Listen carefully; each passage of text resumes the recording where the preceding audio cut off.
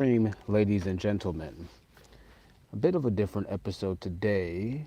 Not necessarily the coverage that we always do, but we will be talking about some of the things that we do talk about. First and foremost, I want to welcome you to the stream if you're just now getting here, and we're sending our condolences to Charlie Kirk's family. Really quickly, um, post the links to anybody that does want to support the channel. If you want to support the channel, then you can do so by donating directly to the Cash App. You can also do so by sending a super chat if you'd like to. If you support the message, internet looks like it's, I don't know, moving slow for me. I don't even know if I'm live streaming right now. Hopefully we are. Let's see if it'll show me really quickly. All right, we are live right now. It'll show me. Hey, Two-ish, good to see you, man. All right, we are live right now. Oh, give me 1 second. Give me 1 second. Hey, Two-ish, good to see you, man. Fixed. Hey, I'm glad to be back, brother. Glad to be back. We're gonna be upgrading equipment, getting everything fixed here in a little bit. So first and foremost, good to be back, Two-ish. You know, they tried to take us down. It's happened multiple times before. Granted, you know, it was kind of my fault. I knew when I showed that clip during the live stream of the children violence, I knew that it was going to be a possible issue, and boy, they got me. They took that stream right down. You know, I'm pretty sure at this point I am probably being watched, you know, just because, you know, the channel does speak politically and socio-politically. And so I actually talked to, you know, I didn't talk to a rep, but I had a rep kind of follow up with me with a direct email on his review. And it was a pretty long review, so I know it was an actual human. And I know it's a human because there were actually grammatical errors in the email. But anyways, talk with him, and he was like, no, you know, it's interesting because on the channel they actually gave me a strike for hate speech, even though the initial flag was for violence, right? And so the strike being held on my channel right now is for hate speech, which means that they probably did review the they've probably been reviewing some videos and you know, coming to conclusions. I'll say that much. But good to be back, and good to be back, y'all. So numbers probably gonna be a little slow, and hey, you know, we'll do what we can do, but we might be in might be somewhat shadow banned. We'll see. But Two-ish, we're back, brother. I wonder. Obviously, I didn't get to cover the greatest political assassination possibly in our lifetime. Hopefully, and I say that hopefully word very trepidatiously because I don't want to make it seem or take away light from the drastic reality of what the murder of Charlie Kirk is and was and will forever be. He is still alive. He's still going. He absolutely is. And we're going to make sure that we keep up his message. I'm a black man, so obviously I can't necessarily do exactly what Charlie did, nor will I ever be able to be necessarily exactly who he was in the light of the matters and, you know, things that he fought against and with. But I will say that if everybody can adopt this man's mentality, then the world would be a better place. And this is why I wanted to talk about this today. And this I tell you what, I was watching the videos. I've been sitting back and watching all the different reactions and listening to everybody on both sides of the field, hearing the overwhelming support, pain, sorrow that the supporters, I myself was familiar of Charlie Kirk because, as you know, when I make these videos, a lot of the times his videos pop up in the feed. So I've been seeing Charlie Kirk's videos for years. I didn't know as much about him as a lot of people do. Charlie Kirk is a social media influencer, mega conglomerate, CEO, boss, king, don, who was on the forefront of a new political movement, a new age political movement in which teens were heavily involved, in which young people were heavily involved, and he was attending college campuses and having distant discussions. Don't worry, we're going to get ready to cover it. Oh, I know, the scum, I know you think he's a scumbag. I just want y'all to hear and understand something for a second, right? And listen, I'm not necessarily against, right, any type of religion or anything of that nature, but I know you have 666 after your name, Jay. So he's a Christian. You sound like you're a Satan worshiper. And again, I'm not judging you. I've been so down in my life, brother, that, you know, I've been at the point to where I prayed to anything. I'm not going to lie to you. So I'm not judging you there, but I assume that most likely, you know, you and Charlie probably wouldn't see eye to eye on most issues, just judging by your username. And guess what? I get that. But moreover, Charlie would have responded to you with love, in which case you're responding to him with anger and with insults, right? And so this is even in case in point, one of the biggest points of the message. Before we get into it, ladies and gentlemen, I just want to say RIP to Charlie Kirk. We're going to get into it. Let's let some music spin as we do. And I'm going to be right back with you all. Make sure you like the stream. It's good to be here today, ladies and gentlemen.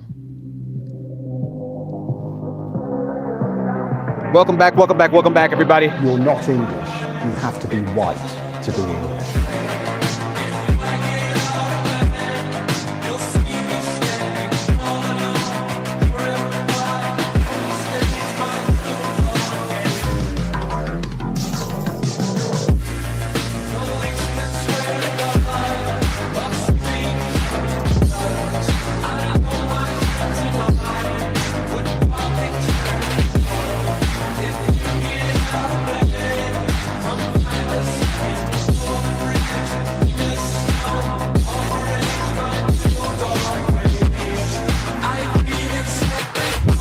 Rest in peace, Charlie Kirk.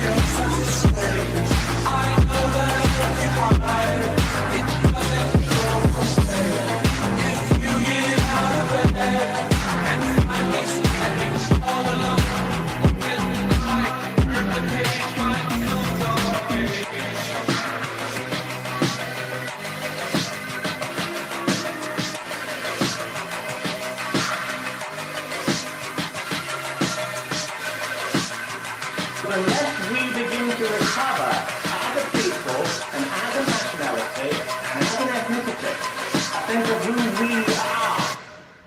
Rest in peace to Charlie Kirk. It's one of those moments where I know exactly where I was and where everything that was going on when I heard and I saw. I was one of the first people that saw, and of course I was banned for a week on YouTube because of hate speech on my channel, and an error of mine, but opened the doors up to some negative activities because of an error of mine. It's no hate against YouTube. Shout out to YouTube for still working with me and keeping me on the platform. I have been checked.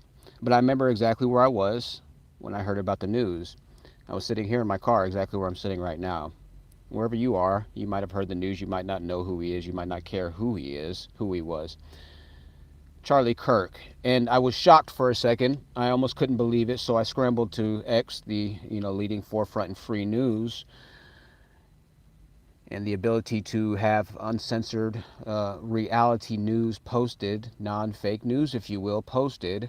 If you want to hear true political revelations, truths, if you want to hear honesty and see what's really going on around the world, I implore you to download X on your phone right now and just type in global conflict, type in African civil war, type in anything on your phone right now and just learn for yourself before you just let MSNBC or somebody else tell you. But I was sitting in the car, and so I went over to X and typed in, Charlie Kirk death.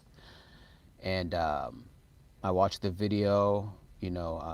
I am a 2A amendment guy myself, so I was listening to the firings and watching the videos and trying to see everything. It was pretty clear immediately that it was real, right? And so my gears started turning, heads started turning, and so we waited, and everybody's waited and heard the responses to what's going on and what everybody believes, and the suspect, and whether he was on the left or whether his boyfriend was a trans, or whether he had a boyfriend to begin with, or whatever it might have been. And these details are being released, right? Details are important. Of course, the details are important because they tell us a lot about the person that removed a very powerful person, right? Now, we speak about black fatigue on this channel quite often. And the black fatigue carries many aspects to it. It's like an onion, if you will. Remember Shrek, the metaphor that Shrek used with Donkey as they were entering Lord Farquaad's kingdom? He was trying to explain to him that sometimes things are simply more complicated or more layered than they might be or seem on the outside. You peel back the skin only to realize there's another layer underneath, and so on and so forth. And at this particular moment in time, we're a very multi-layered, polarized society, right? Now, one of the aspects of black fatigue is white unification. White unification is a global phenomenon that we see happening all around the world. And if you've been watching on this channel for any amount of time, you've seen all around the world, in Australia, in England, Ireland, in Germany, in America even, through Charlie Kirk, white people of various different age groups and economics, but a lot of young white people unifying to save the to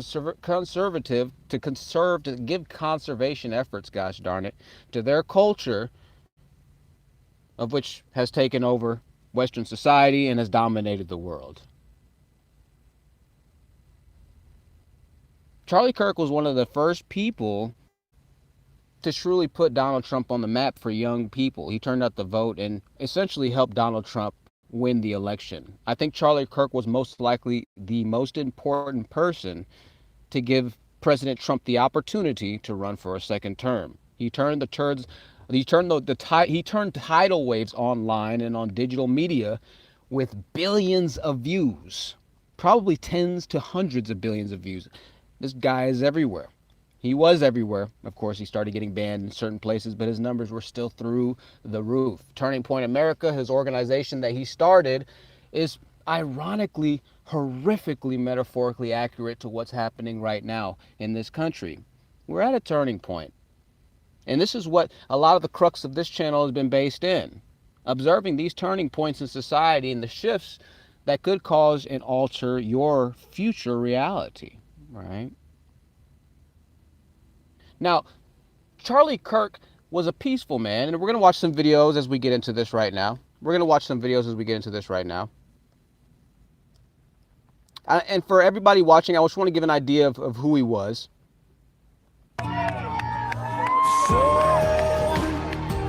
This is his wife.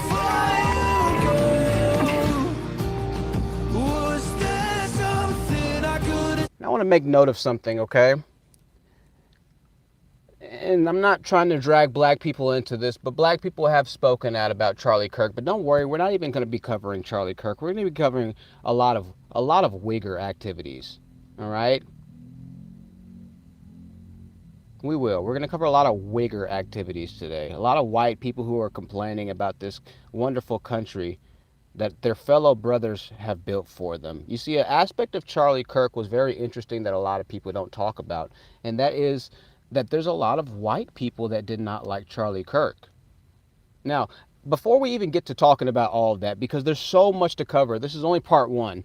There's no script. I don't have to have a script. I've been bottled up for the past week waiting to share some of my thoughts on everything going on. So it might seem like I'm a rabbit, chasing a carrot through a minefield right now. But bear with me, because where we're going with this part series, however many parts we end up making, is truly going to be some of the best work of mine, I feel. Now, going back to my original point of pausing the video. For my audio listeners, this is a memorial for, it looks like, Charlie Kirk's funeral procession. There are people that are bowed on the sidewalk in the grass with their heads kneeled in sovereign prayer because Charlie was a devout Christian. Now, I want to say something. When we lost George Floyd, a two-time felon that held a gun to a pregnant woman's belly, a quarter of the country in the Northwest region decided to light itself on fire. Okay? And there were a lot of white people that supported that too. Okay? A lot of Wiggers out here.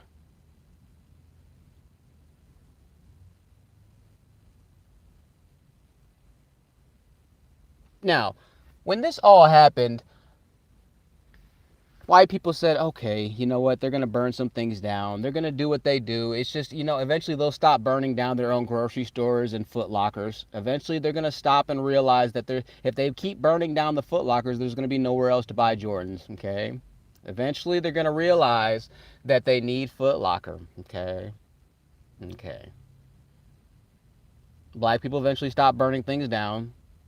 Now we're okay now. I guess there's no more black people being killed by the police, right? Charlie Kirk, a devout Christian man who's done nothing wrong and had a criminal rap sheet that was cleaner than the White House kitchen floor, was assassinated live at a peaceful speech. And there hasn't been a single white person that set a millimeter of ember flame to a piece of physical matter in this dimension. Okay?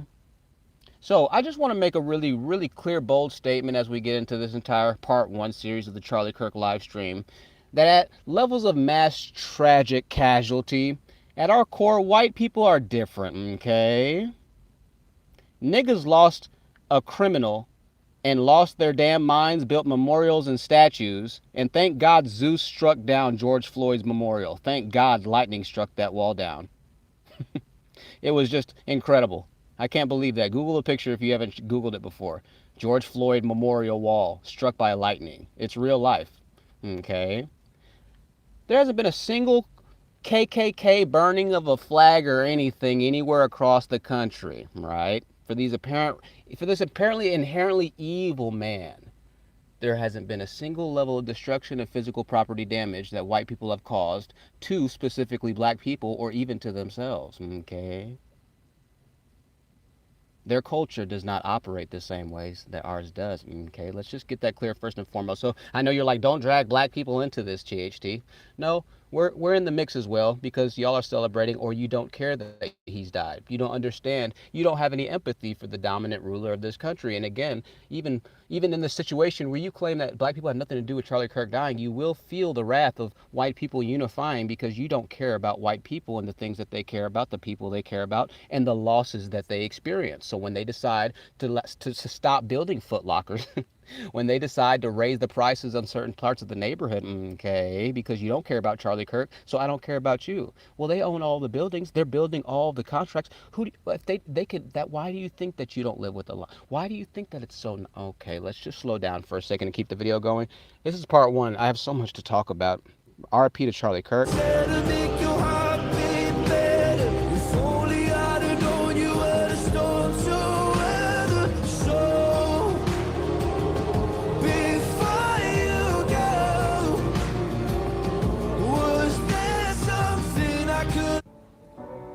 Oh man, forgive me, I didn't mean to skip it. Rest in peace to King Kirk, man.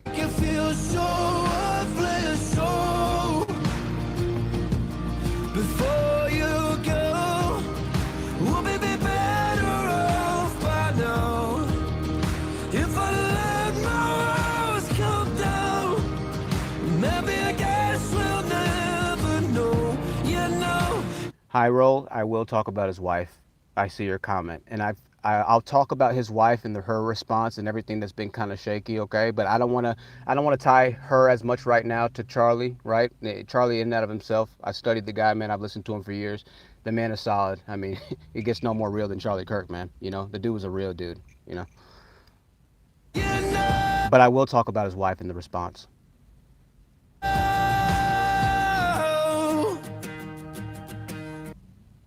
So, again, Charlie Kirk, peaceful, entering and peaceful exiting because the white community believes in peace. Now, we're going to get to some videos here for a second because this is an aspect that's going to start hitting harder on black people the more we realize. And this is something that's been interesting to watch play out, and nobody's really talked about what we're getting ready to talk about, okay? Which is the white people that did not like Charlie Kirk, all right? This is an interesting dynamic. Let's cover this and let's go ahead and get into some of the videos for a second. We'll get back to the random videos. There's too many to watch. This is going to be a long live stream today, ladies and gentlemen. Stick with me. We got a lot to talk about. This is part one today, all right? Wherever you are. Cyst on my uterus. That would be considered an abortion. No, it's not. Yes, it is. No, it's not. Yes, it is. Look at, okay, anything that is evolving the uterus. Now, I'm looking at a comment right now that says I'm race baiting. I'm not race baiting. I'm telling you the truth. But again, we're going to cover white people right now just because I know that this is going to be a prevalent comment that we get, and I want to cover that aspect. So this isn't race baiting in this case, okay? This is reality. No, in order for it to be an abortion, it must be a human life. No. Anything that is evolving the uterus and you have to get rid of it, it is. Now, there was a lot of people. Now, you see the MAGA hats in the background and things of that nature. Man isn't, you're looking at a man. In a lot of these videos, nice, yeah, that was funny. In a lot of these videos, you're seeing white people, and this is something that I didn't really understand as much. A lot of people are like, oh, Charlie, you know, hates black people. He hates this, he hates that. A lot of the time, niggas ain't on campus, okay? Okay? All right? If Charlie hated black people so much, he would pull up to the hood indiscernibly and just talk specifically to black people. Charlie didn't do that. Charlie talked on campus to educated people, and a lot of the times on these universities, it's a lot of white people that disagreed with him. Majority of his videos were white people that disagreed with him. So this entire racial narrative, just to kind of put it to bay for a second, is misconstrued from the start. Okay, we'll get to some videos of Charlie talking to black people and things of that nature. We got all of that as well for you, just for proof to show. But in a lot of these videos, you'll see. Don't look at your phone. Look at me in the eye. How many phases are in the menstrual cycle? You are a Christian who's clearly serving the Jews, Well, I'm not a defending woman, so- Zionism. No, we can't talk about that. Woo! Can't talk about the J word. Stages of the menstrual cycle. Okay, ovulation, I'm gonna go in order. Menstruation. Now, what's interesting about the white people who hated Charlie Kirk is that a lot of the times they'd have black people in support with them, because this is going to be your liberal crowd, right? Your Democratic crowd. So by nature, for somebody who said I'm race baiting, no, this isn't race baiting, because white people who support and love Charlie Kirk, people who support and love Charlie Kirk, see a white Democrat the same as they see a black Democrat. You're the enemy. Now, they might see a black Democrat as more of an enemy or a more dangerous enemy if they're walking at night at 2 o'clock in the morning, right? Okay. Because the statistics show that if you're walking in neighborhoods where the average median income per household is less than $65,000 a year, and there's a little prevalence more higher of a certain minority that does majority of the violence in that area as well, the numbers typically don't favor you at certain times of the night in certain areas and environments, okay? This is just reality. This is why you don't go out at midnight or 3 o'clock in the morning if you live in south side of Chicago. There's no need to risk your life for a Twinkie, all right? I'm turning on my air. I apologize for the bad sound quality. The air will be turned off in 1 second. So this isn't race baiting. This is just reality, all right? The democratically run cities are mostly where minorities tend to thrive or like to live at. It's not necessarily race baiting. This is race reality. If it's a democratic city, it most likely has majority of the support from minorities. And then the people that do also support, the whites who do also support, will make up a minority of the mostly conservative culture of white people to bolster up enough votes to give that area a democratically voted favor, right? So there are white people who truly, you know, are 100%, you know, amazingly awesome white people. I never hear black people giving shout or credit to the amazing white people. All Charlie Kirk debated was white people, right? But so many of you think that white people are racist. If you just look at the people that he debated most of the time, you can see that most of his people were white. Most of his counter-arguers were the same race that he was. Right? Now, of course, you can, say, well, it's because he was on university campus and things of that nature. Whatever you want to believe, the reality is that most of the people were white that he went against. Sure, if he went to the hood, there would be mostly black people. But we already know a lot of black people don't care about Charlie Kirk. And they'll say I'm race baiting, they'll say I'm this, they'll say I'm that. Right? Why does he, what is he doing for us? Oh, he supported Donald Trump. He supported this, he supported that. Okay, now let's get back to this for a second for one minor second. Again, one thing that we always notice in these videos, Everybody, do me a favor. Please be respectful, okay? is how respectful Charlie Kirk was. You have a young lady, for my audio listeners, that has green hair. She literally looks like, who's the purple guy? Grimace from, or who's the robber guy from McDonald's? She looks like a mix of Grimace and the robber guy, whatever his name is, on the McDonald's Happy Meals with the little mask on and the black and white outfit. With green hair, she has, now I'm not trying to judge anybody, but she looks a little wild here. And I'm sure that's what she's trying to go for. I assume she's trying to grab attention with her look. She's a little more heavy set. I'm not judging about the weight. We don't care about the weight, but her look is more extreme, right? She's drawing attention.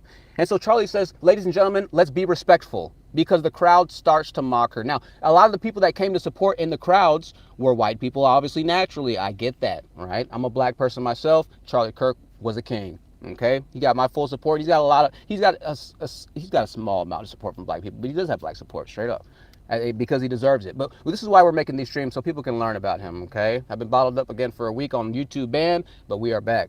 RIP to Charlie Kirk, man. I don't want to take any credit from this message or anything of that nature. You know, the dude was incredible. You know, he was incredible, man. We really lost somebody. Please be respectful were the first words out of his mouth. Supporters of Charlie Kirk were to be respectful of people, even if they didn't necessarily fit the typical bill of society, right? He was always respectful. You will never see that from his antagonizers. The left always seeks to burn, tear down, burn. If you don't agree with me, then it's F you, right? But Charlie Kirk, the conservative side, was more tolerant, preached more love. I don't know how the rules got kind of like backwards and twisted around to where somehow we made hatred. Black people see hatred, and these white people that hate Charlie Kirk see hatred as like a form of communal love, right? Hatred can never be love. Love is love, right? Even if I don't understand you, Charlie Kirk operated, he felt like he needed to operate from a point that you deserve respect because you're still a human being, and every human being, my creator, his creator, Charlie Kirk, believed that everybody deserved respect, unless obviously I'm sure, you know, I can't speak for Charlie, but just observing how he always was preaching respect, right? No matter how disrespectful the people got, now if they got super disrespectful with him, he would outsmart them and make them look foolish. But he never personally attacked somebody at a core issue that he knew fundamentally would do irreparable harm to their soul and their spirit. He never seeked to crush or annihilate anybody, rather outsmart them, outwit them. But in modern day society, if you can outsmart or outwit, if you outsmart or outwit somebody, then they'll fight back with violence. In the black community, if you embarrass somebody with intelligence, you'll have a fight for yourself. Many times I've been punched in the mouth. Not many times, 2 times I've been punched in the mouth, simply because I was smarter than the person I was talking to. And so he resorted to animalistic violence because that's the only thing he knew growing up in the ghetto. That's the only thing he knew growing up in the hood. They don't talk things out in the hood. They don't talk things out in these communities. So when I see white people that hate Charlie Kirk, I see an influence of black people in white culture. And white people are confused when they see this. Like, why are you hating us? Why are white people acting like you were the slaves for 500 years? White people who hate Charlie Kirk, you've had no issue to have any issue with America, period. I'll be quite frank and honest with you. You are more disillusioned than Negroids in a lot of these cases. You are acting like a Wigger, a white nigger. You need to wake the fuck up.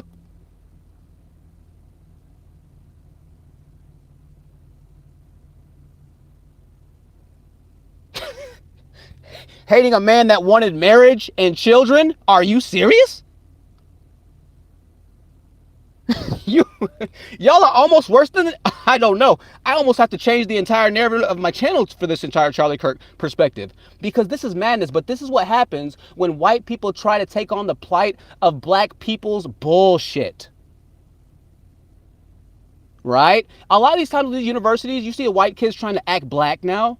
And it's cool, like, what's up, man? You know, and they do, you know, these white kids are athletes, and, you know, they want to be hip, they want to be swag. Those are all black culturalistic type of things, right? And so when you go to these universities, what you're seeing is more of a growth of that. More black kids are going to college because of NIL rules. These kids are getting paid sometimes hundreds of thousands of dollars in high school. A couple of them getting paid $1 million or $2 million in high school just for their name, image, and likeness. We're in a different day and age in society. So our culture now is permeating through different aspects in society, right? Okay. And I appreciate all the support in the chat. Thank y'all. RIP to Charlie Kirk, man. No credit to me on these live streams. We lost an incredible guy, y'all. So we've started to permeate a little bit through, and we're making our mark. And this is, again, where a lot of white people say it's not necessarily your skin color, it's your culture that I can't agree with. You grew up not putting things in the trash bin. And so, yeah, you're in the D1, NIL, NCAA, you're in the NFL now. But a lot of these cultural habits have only begun getting even more negatively manipulated or, you know, I can't talk right now, multiplied, because now you have money. Now you have clout. Now we as a society give attention to a lot of negative aspects through culture, through the internet, through social media. Right? You can go viral for doing something really stupid, for antagonizing the public, for doing certain pranks. You'll get numbers, right? And you can get paid from being negative sometimes in culture. Now, I'm not trying to bring this. I'm running away from the original point, but I'm coming back to it. Just hang on with me. We have so many videos. This is gonna be like a 10-part series. Lord have mercy. And so now we're starting to see a culture amongst white people that are embracing the black struggle. The black, this country is so difficult. This country is horrendous. This country is this country is that.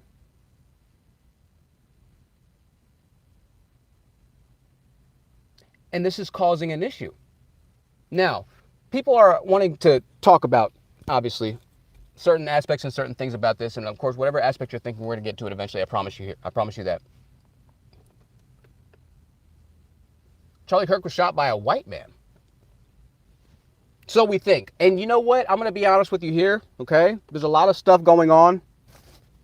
All right, there's a lot of stuff going on. A lot of speculation. There's a lot of, out of respect for Charlie, I'm not going to encourage or talk about too much on the, the tinfoil hat theories and things of that nature. I'm going to talk about what I see and what's going on, right? I'm not going to get too deep into it, into the deep state knowledge. Maybe in a little bit we can create a Patreon or some kind of paid behind the firewall type of content. We got a website. I still think it's being worked on right now, so y'all be patient. But where I do get into what I feel like is going on behind the chart. Now, a lot of people are already covering it. I know that a lot of people have no problem talking about the blues and things of that nature over different parts of YouTube. So, one second, y'all. I'm paying attention to it just as much as you are. But on the outside, once again, looking at these videos, he received a lot of hate from white people. Hello. So I have a few leading questions before my main one, because I have to be honest, I don't really know that much about you. So would you say that you're very religious? I am religious. However, every one of my political positions is defensible from a non-religious perspective. Oh. I love Charlie, man. And listen, this is something I've said on this channel many times. Man, I hope Charlie saw one of my videos, man, at some point or another. We've been live on YouTube for a couple years, and so I hope he would have seen it. It'd been cool. I don't think he did, but maybe he did, This is something I've always said. I don't care if you believe in God or don't, I think that if you have a moral compass of something that believes in a creator or a divine source, that in aspects it does make you a better person. That's just my personal belief. But having said that, if everybody were to follow the 10 commandments, don't lie, cheat, steal, don't covet, don't commit adultery, don't whatever, the world would be a perfect world, right? So when Charlie says something like this, it's amazing to hear, because all of his points of contention can be backed, even if we're looking at it through what he's saying, common sense reality, okay? This is what he's really saying.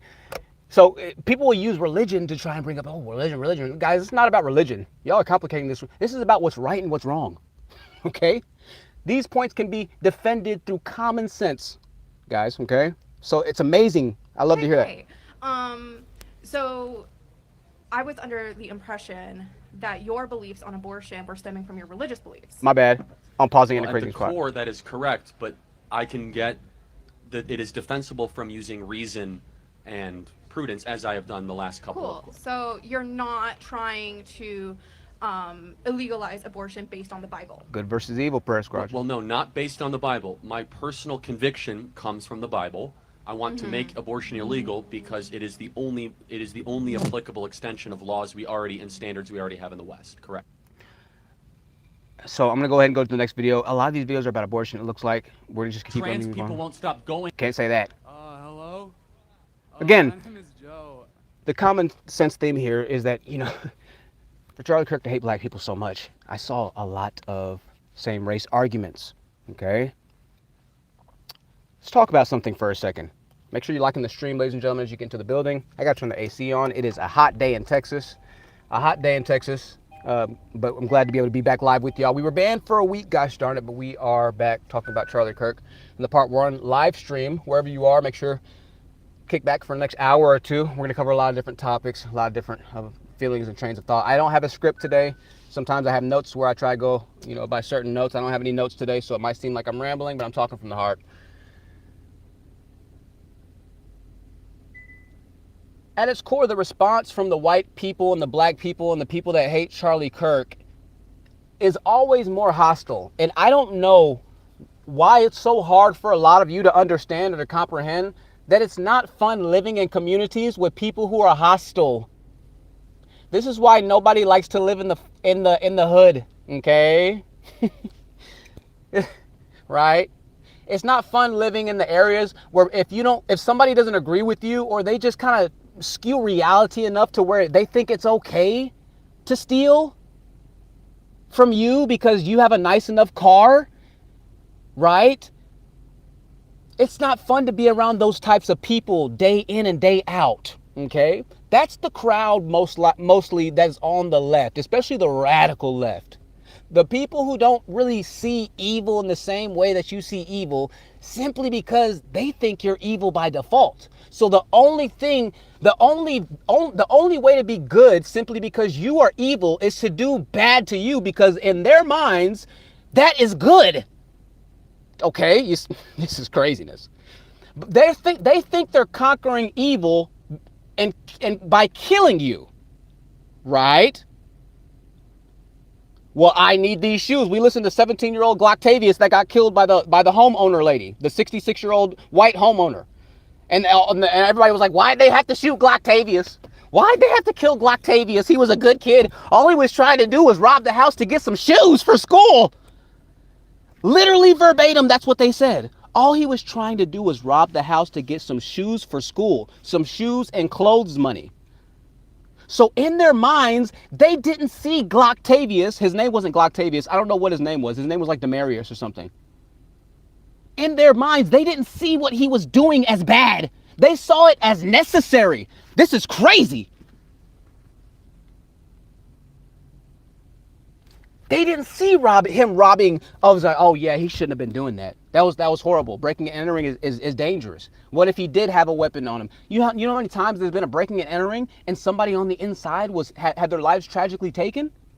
Have y'all seen some of the, go download X and Twitter right now. You can leave my live stream, I don't care, and go enlighten yourself on what's really happening in the world. You need to get off of YouTube. You need to get off of MSNBC. You need to get off of AOL, Yahoo, CNN, ABC, whatever you're listening to. Go download X and go listen to the news. Go watch what's happening around the world in Germany, in Scotland, in Ireland, in Australia, in Brazil. Go see what's happening in those communities. Enlighten yourself.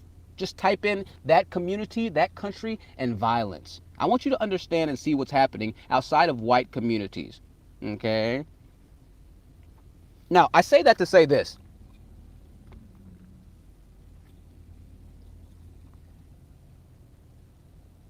Black people get money, other people get money, and we like to move to the white areas. I say this all the time. The white man's Kool-Aid is colder, his chicken is crunchier, is more flavorful, and his air is cleaner. And I mean, I say that in jest, but if you like look at New York's quality of air on the air like quality charts, if you look at California's quality of air on the air quality charts, it's the worst air. It's the worst breathable air in the country. And it's the most democratic. You know what I mean? So I say it in jest, but like in reality, the metaphorical illusion is a double entendre, pun and no pun intended. The white man's air is literally cleaner.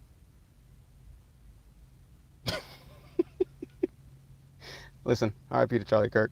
Happy to be back on the airwaves with you after the week, man. I wish I could have covered this, but it's okay. Shout out to Tyree. Shout out to everybody that's been supporting the channel. And let me tell y'all something for a second, okay? You know what I've been doing over this week, man? You know what I've been doing while I've been banned? Here, I'll play some videos for y'all and just keep them on like pause. You know what I've been doing, guys? Let me tell y'all a story. I love white people. I really do love you. I love everything about white people. So this entire time I've been banned on YouTube, I needed to make money. Y'all know I'm living in my car right now. And there's an app. I want to tell y'all about this app, okay? Okay. There's an app called Nextdoor. Right after you download X, I want you to download the app called Nextdoor. Now what Nextdoor is it's a community-based app like Facebook. You log in, you create your Gmail account, link up your Gmail account, you create your profile, upload your picture, and it plugs you into the city down to the actual region of your city. So if you live in Texarkana and you're in South Texarkana, then you'll be in a Facebook area of postings and people that live around you within 5 to 10 miles. So if there's a lost dog that's found, you'll see a picture of a dog and it'll be like, hey, I found this dog off of Texarkana and 43rd. And you'd be like, oh my God, I'm a mile away from that. Somebody'd be like, hey, I'm giving away this whatever, if you can come pick it up. Now this community on Nextdoor is 90% white people. I don't know how I heard about this app, but I'm so glad I downloaded it. You know why? Because it saved my life over the past week after YouTube banned me. Get a load of this, ladies and gentlemen. Rest in peace to Charlie Kirk. When I was on this app, I had this app profile for about 2 or 3 years now. And I decided to re-download it on my phone because I needed to work. I posted, hey, listen, I will work. I need to work. I need to make money. YouTube banned my account for hate speech. I need to work right now. I'm living in my car and I need to make something happen because I'm trying to make a way. And I put this posting up on Nextdoor. Now, remember I told you this is a geographically data app. So wherever you post, the people that live around you will see this post. I checked my phone after a few hours and I had 2 messages and about 4 comments, all from white people. And they said, hey, yeah, I've got some work for you to do. Now, mind you, I made a posting and I was so desperate for money that I said I would post anybody's lawn for $10 front and back, no problems, no questions asked. I had 4 white people respond back to me. God, I love white people so much. They said, hey, I got work for you right now. Where are you at? I had one person come drop me off a Walmart gift card and they didn't even want anything in return. A large Walmart gift card, I'll be honest with you. I love white people. I love the white community. This app comprised of most white people. You see, when somebody loses a dog in the white community, they post an ad. They take the dog in and they try and wait for a couple weeks for the owner to come back. When there's something stolen, when people have suspicious people around their house, they post a video on Nextdoor and they say, hey, I live off of this street and this person was caught on my Ring camera at 2:43 in the morning. Y'all be careful. And then another neighbor will comment under that video and say, hey, I live right around the corner from you. Can I come watch that security footage? I would love to have a conversation. And next thing you know, these 2 neighbors are linking up. They're commenting back and forth. They're sharing and supporting each other's businesses. Let me take a step back. I love the white community for a second. You white people who are trying to burn down the communities that are the best in America, I am lost on you. You are Wiggers. Black people, I got to give you at least a pass for being ignorant and dumb a lot of the times to begin with. I'll give y'all a pass for this one. The white people, you have it lost on me. I'm going to be honest. Anyways, so I respond back to all the messages and I start working. I take the bus over there to various people's houses. These white people invite me into their house. I took a shower inside of a complete family stranger's house. The first shower I've taken in probably a month or 2 from living in my car, right? I ate dinner, I ate pizza, I worked, I was paid, got paid cash, given hospitality, welcome whenever you want, conversation, hey, would you like drinks? I've been to 3 people's houses, complete strangers that don't know me from Tom, a black man with dreadlocks that they don't even know.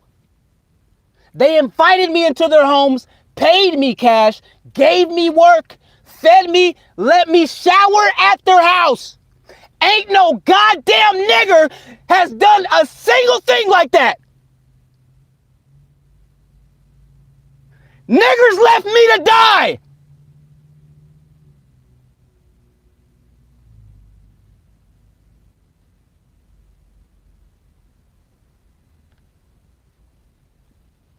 I love white people, I tell you what.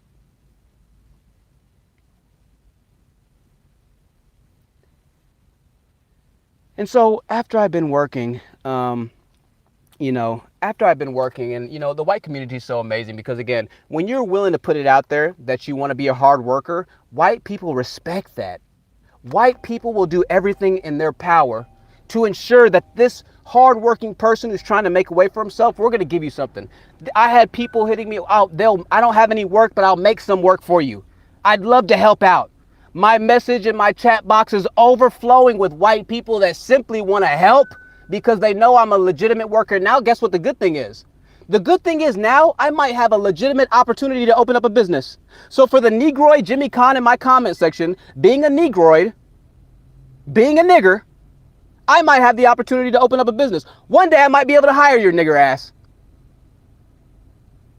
Courtesy of white people.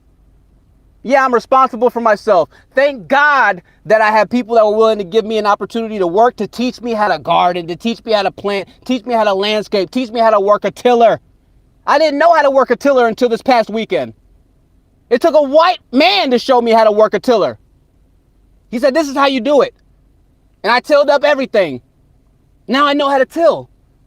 The garden was so nice, they said, you should do this professionally. I said, I might. They left me a positive review. 4 more white people have hit me up for work to do gardening now. But you want to hate like a nigger in my chat. Seek help. From who? You? What the fuck are you going to do for me? You don't own shit. As you stay in your Project 6 apartments. Shut the fuck up. Niggers telling me to seek help when they don't own a goddamn business in America. Seek help. That's all they do is spew hatred. That's all they can do is shit on you. I did seek help, and you know what? White people helped me, motherfucker. Are you listening, bitch? The fuck? They just want to hate. And if you're white, Jimmy Kahn, I feel so fucking sad for you. You're a part of the most winning group, and you're still acting like a victim. Like a nigga. Deal with your trauma. Let me ban your bitch ass. I hate bitch ass niggas. Rest in peace, Charlie Kirk. Bitch ass niggas ruining the world, bruh. Oh, give me 1 second. Give me 1 second. Hey, I'm glad to be back, brother. Glad. Bitch ass nigga, go catch a ban. Go make another Gmail account.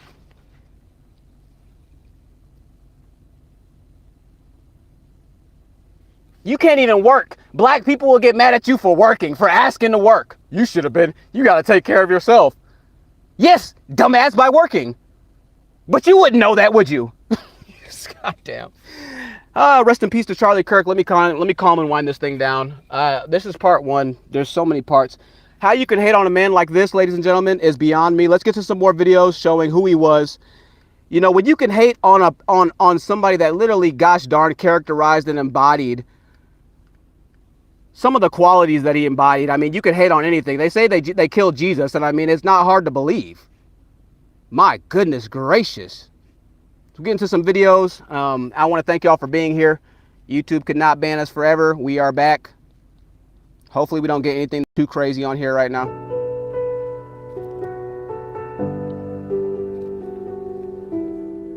Damn.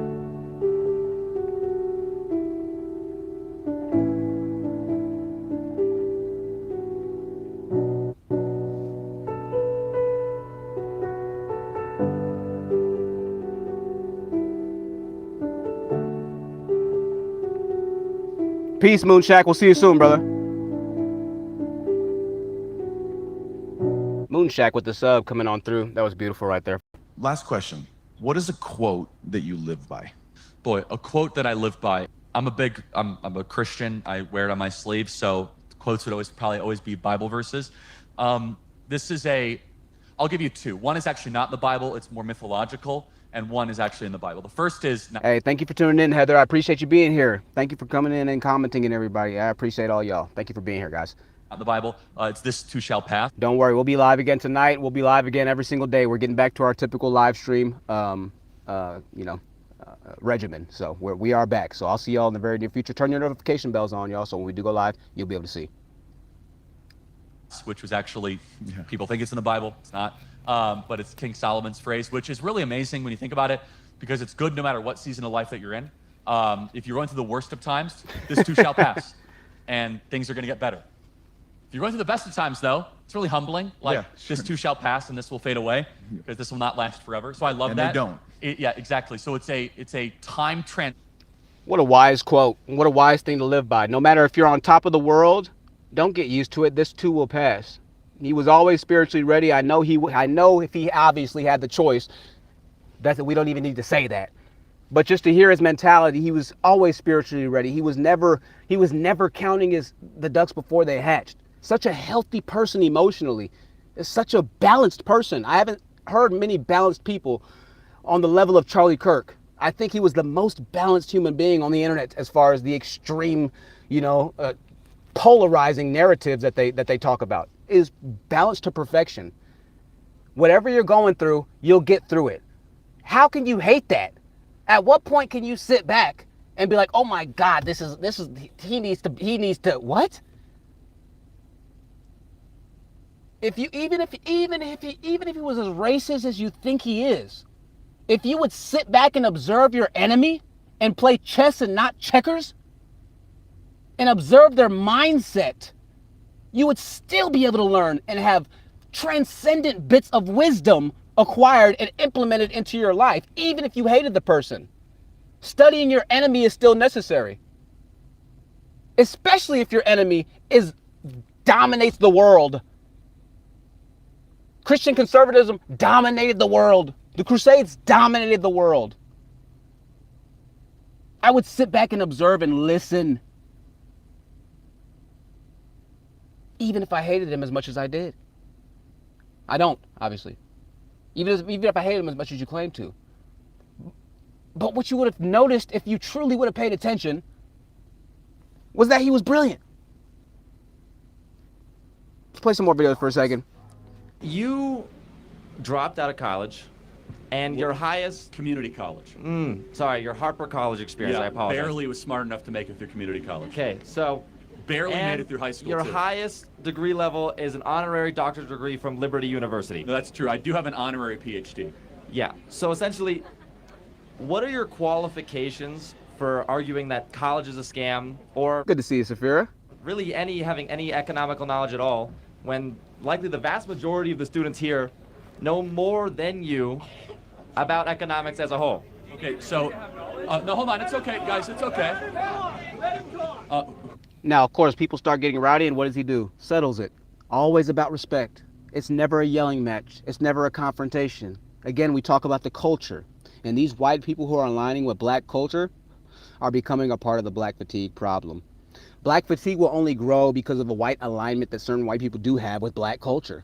With it's okay to be loud. It's okay to fight all the time. It's okay to start dropping M-bombs and nigga. I was watching, when I make these videos and these live streams for y'all, it's so good to be back in the building with y'all. When I make these live streams for y'all, sometimes the videos I do see are Mexican kids fighting and yeah nigga, yeah, what's up nigga, what's up? Sometimes the videos are white kids fighting in the bathroom, dropping niggas. And niggas are recording, you know, going crazy because it's all good. You know what I mean? So white culture for the youths has aligned and merged with black culture in a lot of the ways, right? This is why a lot of college campuses, when the younger kids are starting to become more liberal, right? More democratic. Blacks have always been democratic, and so as cultures start to merge with some of the youths, these colleges and these campuses are democratic. This is why Charlie went to all college campuses, because you can find so many Democrats, even if they're not black. Because our culture, so when white people say, oh, it's not the skin, it's the culture we have a problem with, this is what they're talking about. We don't want your culture to start affecting our culture, our people too. That is black fatigue. It's not race baiting. That's race reality. Who's Milton Friedman? Who's Milton Friedman? I have no idea, and it's not important to this conversation. Who is Ludwig von Mises? These are all probably economists, and the same who thing. is John Maynard Keynes? Okay, obviously I know who Keynes is. Oh, obviously, yeah. He's the most famous economist of all time. You don't know Milton Friedman? I mean, that's an economist. Okay, how about Murray Rothbard? To not know the name Milton Friedman is crazy. That's another economist. F.A. Hayek? I don't know who that is. Well, then you just came here and insulted my intelligence. You're right, I barely made it through community college because I was too busy, I don't know, starting a national youth movement with hundreds of thousands of members. Hey, hold on. Employing hundreds of people, raising hundreds of millions of dollars. Yes. Having a... So I go back to my story. He said employing hundreds of people. Niggas all day long. Niggas all day long. Haggle me, this. Oh, you're broke, you're this, you're that, you're this. They don't respect that you're trying to work, that you're trying to grind, right? So you can't ask for help from them. Don't ask for help from, you're not gonna get any help, right?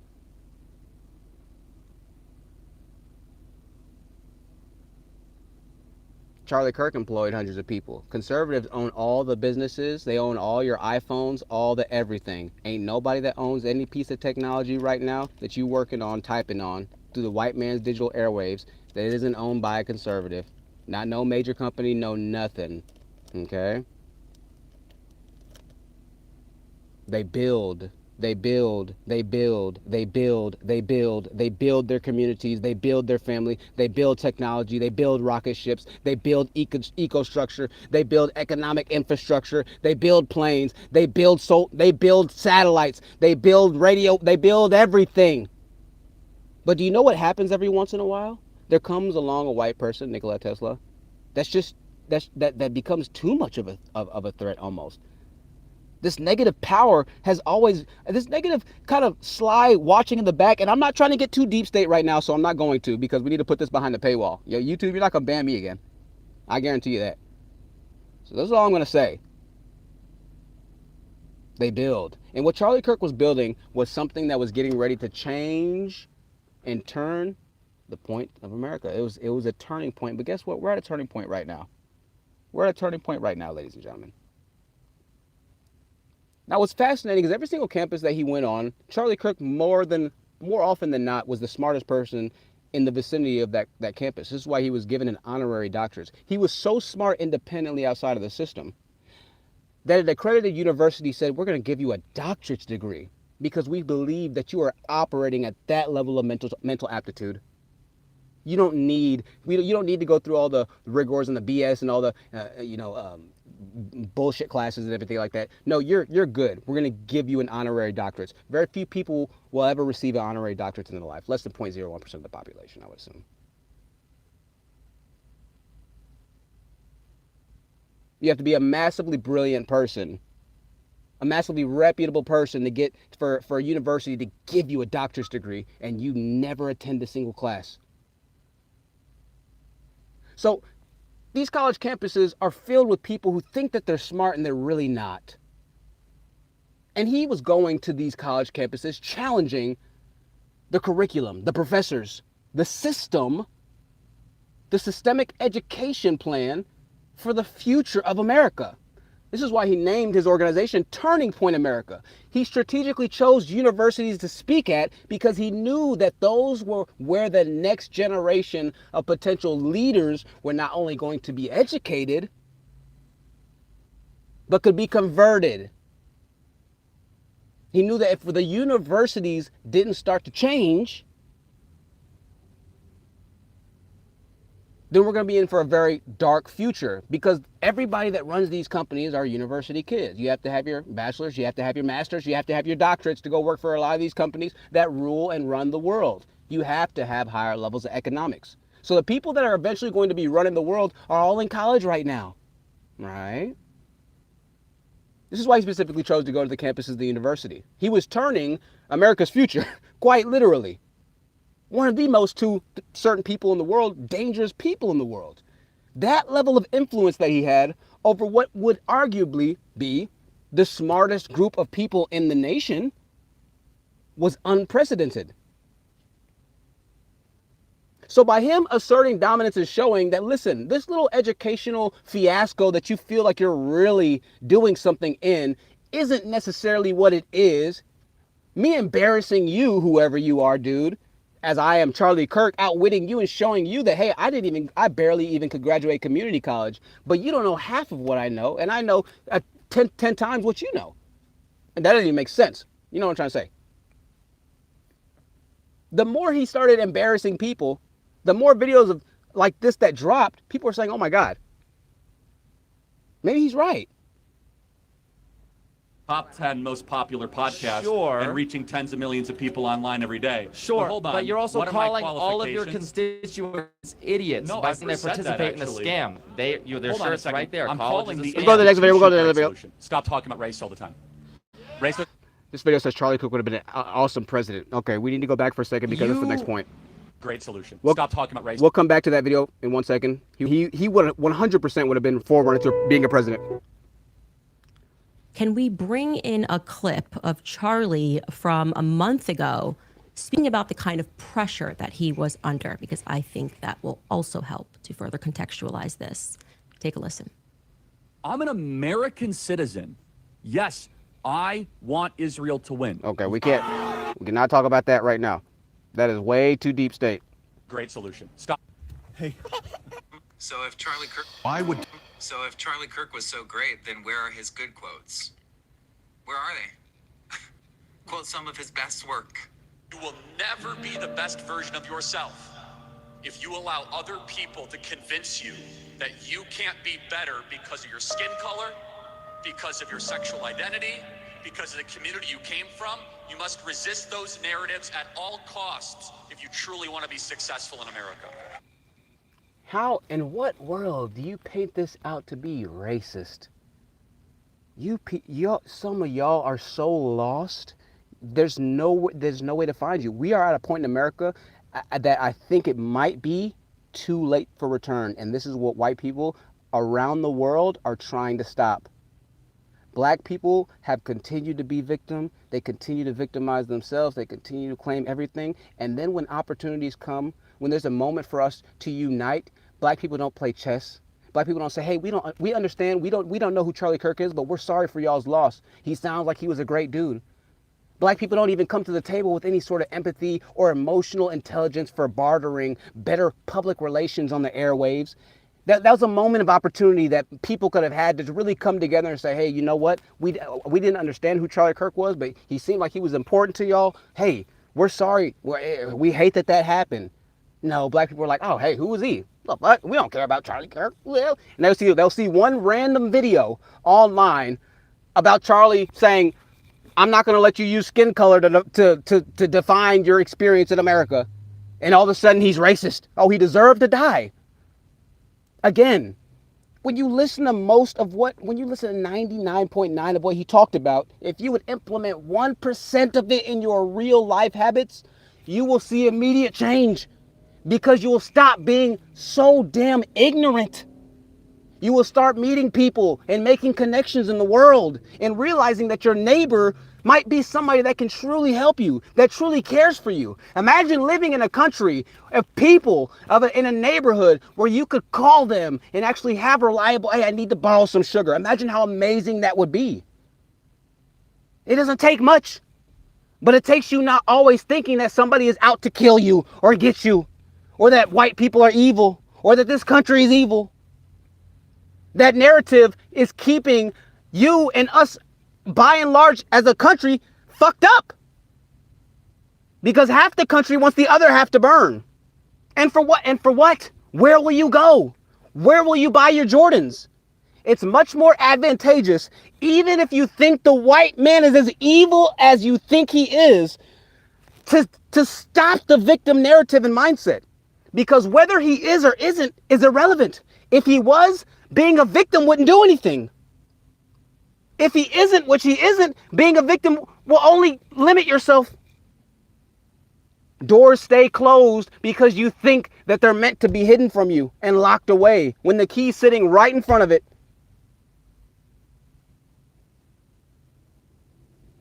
There are so many great white people in this country. Majority of white people are amazing people. I don't know what type of white people y'all are meeting. Majority of them, thank God, aren't Charlie Kirk haters. Thank God majority of people, white people, believe in some kind of God. Thank God majority of white people believe in communities.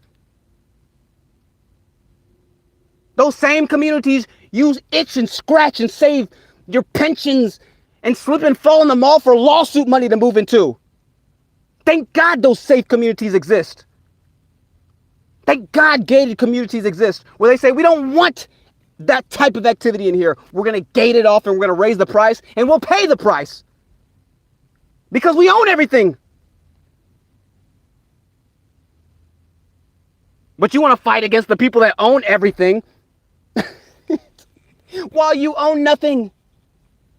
And each and every year, decade that passes in America, you seek to only itch the scratch of pyromaniacal desire for this country. To see it go up in flames. Let's take a break, ladies and gentlemen. We're on the Rest in Peace Charlie Kirk live stream right now. We're going to take a 1-minute break. Let's get to some music. We're taking a 1-minute break. We're going to be right back. Get a drink, get some water, get something like that. I'll see you in 1 second. Woo! You're English. You have to be white to be English.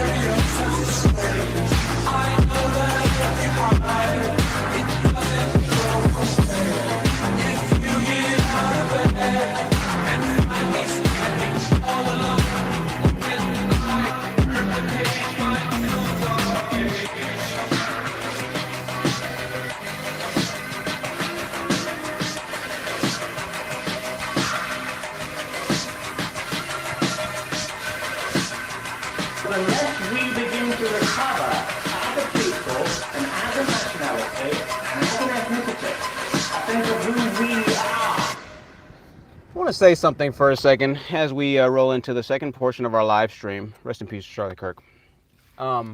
Whatever way you slice this pie, and think about this for a second.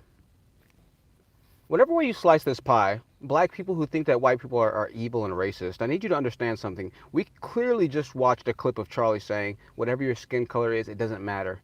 Just don't keep the victim mindset and you can succeed. I have plenty of clips of Charlie talking to black people with respect, complimenting them and things of that nature. I'll play them later. Just take my word for it. You can think I'm lying. It doesn't matter. We have plenty of those clips too, right? But I want you, if you're a black person or a Mexican person or whatever it might be, to listen to what I'm getting ready to say right now.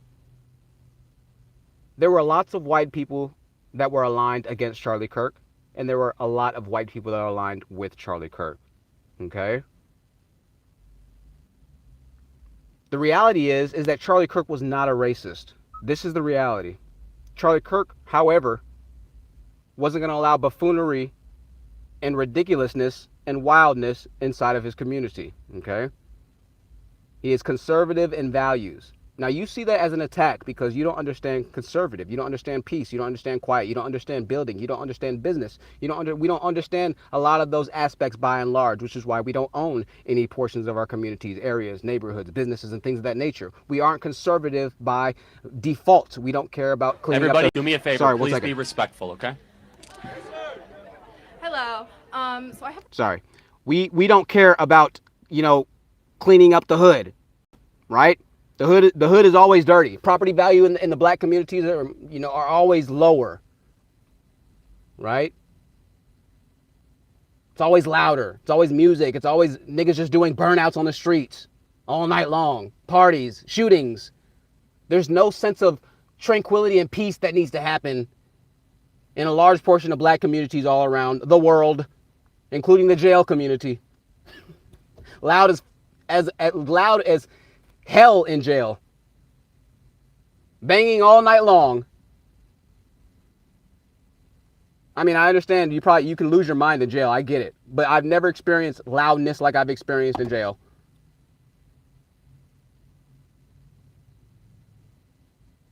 But again, let's go back to this. Those white people that were standing on your side aren't racist, right? So, hey, let's just give them, I don't know, whatever percentage you think of the population of America that stood against Charlie Kirk and stood with you and said, Charlie was racist, Charlie was this, Charlie was that. Well, they're not racist white people. They're proof and evidence that not all white people are racist because a lot of white people didn't like Charlie Kirk. Now, let's double down. The white people that did like Charlie Kirk are the same people that are hiring a black, homeless, dreadlocked, young black man right now to walk into their house, to sleep over, to give me free reign. You can do whatever you like. Just, we appreciate you. Man, I appreciate y'all. I'm having conversations with 90% of my clientele, and they are conservative Charlie Kirk supporters. They've invited me, a black man, into their homes. They are not racist. I'm telling you facts. I am in Texas, in the most southern, quote-unquote, racial area, if you will. Possibly. New Orleans might have us beat. Oklahoma might have us beat. Everybody's house that I've walked into is a conservative. My last client has Donald Trump hanging up in her office with an American flag. Offered me a towel and some watermelon. I will say it was watermelon body wash, and I did use it, and it smelled amazing. It's not racist because I think she probably used it too, to be honest with you. Let me use her scrub glove. Let me use her washcloth. Let me use her towel. Those are personal items. If you went to your best friend's house right now, your best friend would probably not let you use their washcloth. These white people who don't know me from Tom, I could be a criminal thief ready to rob them. I could be ready to do anything to them. They have their kids in the house. She had her grandchildren in the house. The father wasn't even there. He was at work. I met him when I was tilling up the yard. I said, how's it going, boss man? I'm Jonathan, man. It's an honor to meet you. He said, hey, thanks for the help. No problem. I said, man, I met your daughter. I met your mother. I said, man, I appreciate the opportunity, brother. I said, y'all treated me like family. I can't thank y'all enough. He was like, oh, man, it's no problem. He was like, it looks good. I told her that we couldn't grow anything in there. It was all we had was shitberries. He called them shitberries. I guess they're blackberries. He was like, all we had was shitberries, and they were like these terrible-ass blackberries that you couldn't even eat. They weren't edible. So he's teaching me about blackberries and raspberries and all this other different kind of stuff. We talked for like 15 minutes. Then he went inside. His daughter made me a bracelet. I'm wearing the bracelet his daughter made right now for me. Sweet girl. She said, I made you a bracelet. I'm sure, I know the black children are sweet. I'm not saying that. I'm trying to paint light to the crowd that follows Charlie Kirk, how they truly live and operate. What I do on this channel is I spit the honest truth. Everything I talk about, I've experienced. These are all real life experiences. I appreciate the supports in the comments.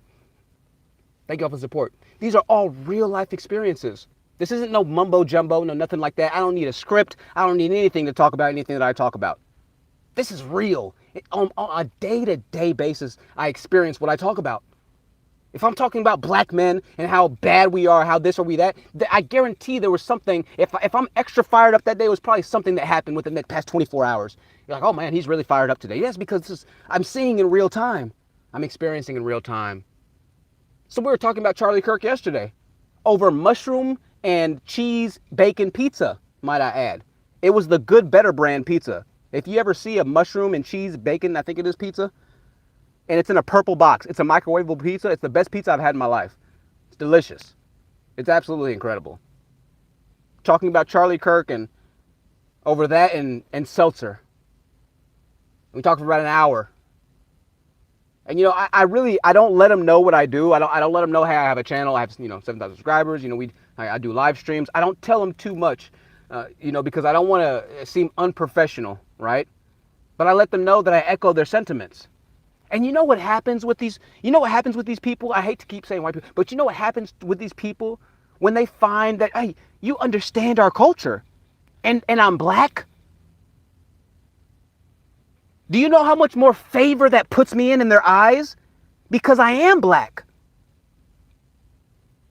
They're like, wow, you get it. You see, I'm not racist.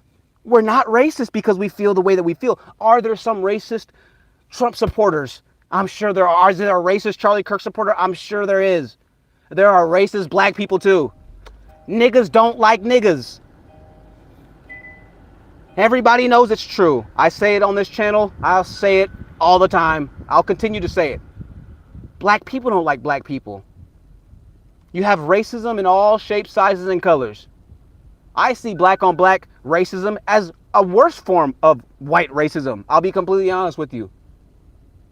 Because it shows the level of ignorance that black people can continuously operate in, even after being true victims for 300, 400, 500 years.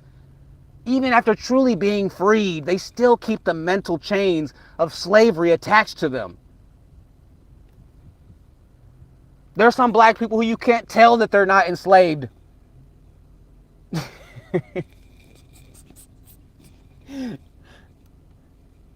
You know how much of a disservice black people do? How much black people, if you're listening to this right now, you know how much of a disservice you do to your ancestors to keep this slave mentality up, to keep this victim mentality up, this woe is me, this America is such a horrible place. You know how much of a disservice you do to your ancestors when they would have killed and died for the opportunity. They literally did die for the opportunity for you to sit online and have 4% of the economic businesses in America, but to be complaining that white people are evil. You know what? You know how your ancestors probably feel about you? That after all this amount of time, after the trillions, quintillions, septillions of odds it took for you to come into existence, for your great-great-great-great-grandfather to meet your great-great-great-great-grandfather in that random place, and for that to happen sequentially until you were the egg that was fertilized by that sperm cell and you came into existence, you finally made it through a period and point of time where we are absolutely able to do anything and everything as we're headed to the moon, as white people are headed to the moon to conquer solar systems and different galaxies. Are you kidding me?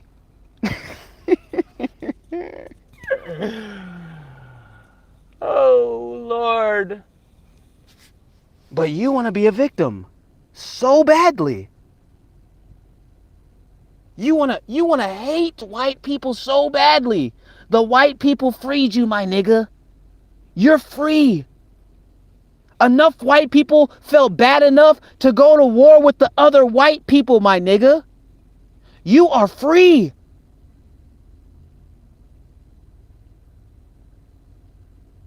Okay.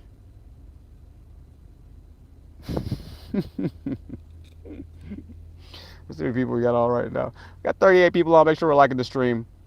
38 people online right now. Make sure we're liking the stream. Good to see y'all in the building. You are free. Okay. At every aspect, we can observe that there's a lot of white people that are good white people. And now we're in the modern day age. We're in 2025. Not 1975, not 1220, not 1795, not 1855. It's 2025.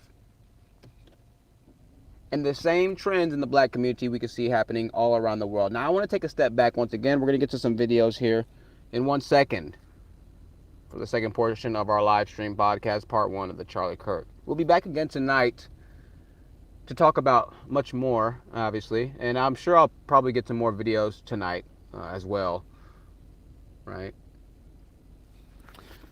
But let's go ahead and get to those right now. So if Charlie Kirk was so great, then where are his good quotes? Where are they? Quote some of his best work. You will never be the best version of yourself if you allow other people to convince you that you can't be better because of your skin color, because of your sexual... How can you, I hate to keep pausing it. How can you not, I have to pause it. I'm not going to be able to get through this video. This is crazy. How can you listen to this and not have something inside of you that wakes up, that says, wow, he's right? Any race of people, how can you listen to this clip and not wake up and say, how can you not get the knowledge inside of this? Identity, because of the community you came from, you must resist those narratives at all costs if you truly want to be successful in America. So, how's that for you? Rich people are people who don't quit. If you want that car, if you want that whatever, you are going to have to fight for it. Scumbag. Good enough? I mean, there's many more like this that you can find just by going online and doing a simple search and not being a dick and try to act arrogant and cocky because the man just passed away and you're trying to prove a point that he didn't matter. You are disgusting. You're the problem with the left. You know, there once was a Democrat Party that didn't have psychos, and that's been lost because of people like you. And to be 100%... And that's where we're going right now. This is why we talk about black fatigue, and moreover why this assassination is truly a turning point in this country. And I hate to use that so morbidly, right? Honest with you, I would do a little more research because you need it. I'd also find God quickly. I'd also get outside, touch grass, breathe fresh air, and find Jesus, my brother. For you to go on here and mock him like this, it just shows how disgusting you are. Get help soon. Bye-bye. Shout out to Greg is Fire on TikTok for that clip. Let's watch some more videos here, ladies and gentlemen. For the sake of myself, I really do appreciate the ability to debate with you, man. I want you to think about what I asked you. Okay, you mind if I have a hat? Yeah, sure. Thank So racist. you. Great points. I would say that For my audio listeners, this is a video of Charlie apparently debating black people. The quote of this video, or the caption, says, Charlie Kirk judged people by ideas, not skin color. I am with you for the idea of a colorblind society. I think that... And this is amazing, okay? Because, again, these aren't even the videos that I have. I have like 10 or 15 videos of him talking to black people and, showing that obviously he's not racist. So these are all new to me. It is, I think it's a bit of a farce to say that colorblind society is something we should aspire to, but I think it's a farce to think that it doesn't exist, that race doesn't play a factor. I totally agree. Okay. Yeah, you're black, but it doesn't matter. It's not the most important thing. Instead, it's, are you a good person? How do you act? How do you treat other people? Are you a Christian? Like, what is your worldview? I want to get back to that. Of course, we're still going to see differences, but I want to de-emphasize them to a place where we look at each other as fellow human beings and fellow American citizens. What in what world do you deduce that this is racist? I got to save this clip for later, for tonight's stream or tomorrow's stream. That's going to be a forefront. It's probably going to be part of the introduction. How do you hear racism from that? I'm perplexed. Thank you. And I mean, if you live by this as a black person, black people, you will be a million times better because of it. So much, Absolutely man. not. Appreciate it. Thank you. Hey, can I get a half from Absolutely. my buddy? And he autographed it. He gave him an autographed Charlie Kirk hat. Do you know how much that hat is worth right now? He knew that that hat would be worth money. He gave him 2 autographed hats. Thank you, guys. Shook his hand. Shook his hand. On to the next black racial injustice by Charlie Kirk. Yeah, I was raised away from all that. 2 loving parents. But And that's the greatest thing that you were, one of the, if not the greatest. And that's my hope for every child, black, white, or Asian, to have 2 parents. That is a ticket to success. Please continue. But this is something that the Democrats and I've experienced in my own life. Black people have more than 70% split households, and they hate to hear something like this. They hate hearing, I hope that there are more black families with a mother and father inside of the home. They hate it. They're evil. They want homes broken, co-parenting. They want homes split. Imagine killing somebody that was fighting to unite the homes in America. Fighting against the dominant narrative culture. Imagine celebrating the death of somebody that wanted more one-family households. You can't make this up. We're at a new level. We are at a new level, ladies and gentlemen. We are at a new level of despair in this country. And the worst part is that, unfortunately, white people have picked up black people's mantle and decided to run with them in this portion of the race. This is a new level of ridiculousness. Lord have mercy. But here's something I will encourage you to do as a Christian. Care less about people's shared racial experience and look at them instead of just as their soul as God made them. We should try to strive towards a blinder race. Now understand, as he's talking to black people, most of Charlie Kirk's supporters are white. So if most of the people are supporting a message like this, how does that make his followers racist? This is typically how Charlie Kirk talked 99.9% of the time. I don't know what clips you guys have been seeing or what ways they've been edited to make it look like he is this white supremacist type of figure. He is not. And we're going to cover Charlie Kirk probably for the next, 4 months, 6 months, 12 months, for the rest of this channel's existence if we need to. And we will. We'll always pay homage to Charlie. Because the need to fight against the ignorant, the evil minority majority that this country is trying to delve into is there's no greater need than right now, even evidented by the name of his association, Turning Point America, a brilliant name. He knew that right now, if we don't start to get into these young, stupid children's heads that it's good to have a fucking family, that we're fucked. He knew that if we could change the narrative in these idiots, these brilliant idiots' minds who think they're so smart because they know how to regurgitate useless information, if we could change the narrative and actually get them to understand that true information, knowledge, and power seeks within the unity of a people, of a culture, then we'll be infinitely better for it. That no nation divided can prosper if we can get them to understand that if we're all united, we stand, then we'll never fall. It's literally the United States of America. If we can start operating in unison, we'll get back to the heydays. Life gets better for everybody when everybody likes everybody. But unfortunately, there are people that just don't want to be liked, no matter what. They don't want peace, no matter what. They don't want families, no matter what. They simply want destruction. There are people you could show this live stream to, and who will call me an Uncle Tom, a coon, a slave, for trying to promote more families. Are you fucking kidding me? There are people in this live chat right now that I banned already, thank God, that will watch this entire live stream and their emotional stance on Charlie, their intellectual stance on Charlie, their stance on Charlie will shift not a nanometer.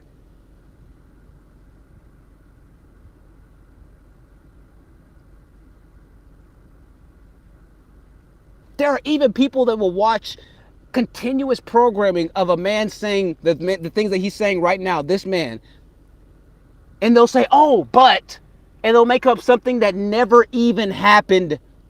I heard that he said this. I saw a clip of him saying that. It could have been an AI clip. It could have been edited. It could have been re-recorded on audio. They wouldn't know. They're too stupid to even understand. You have 30% of the population that can't tell the difference between real videos and AI videos.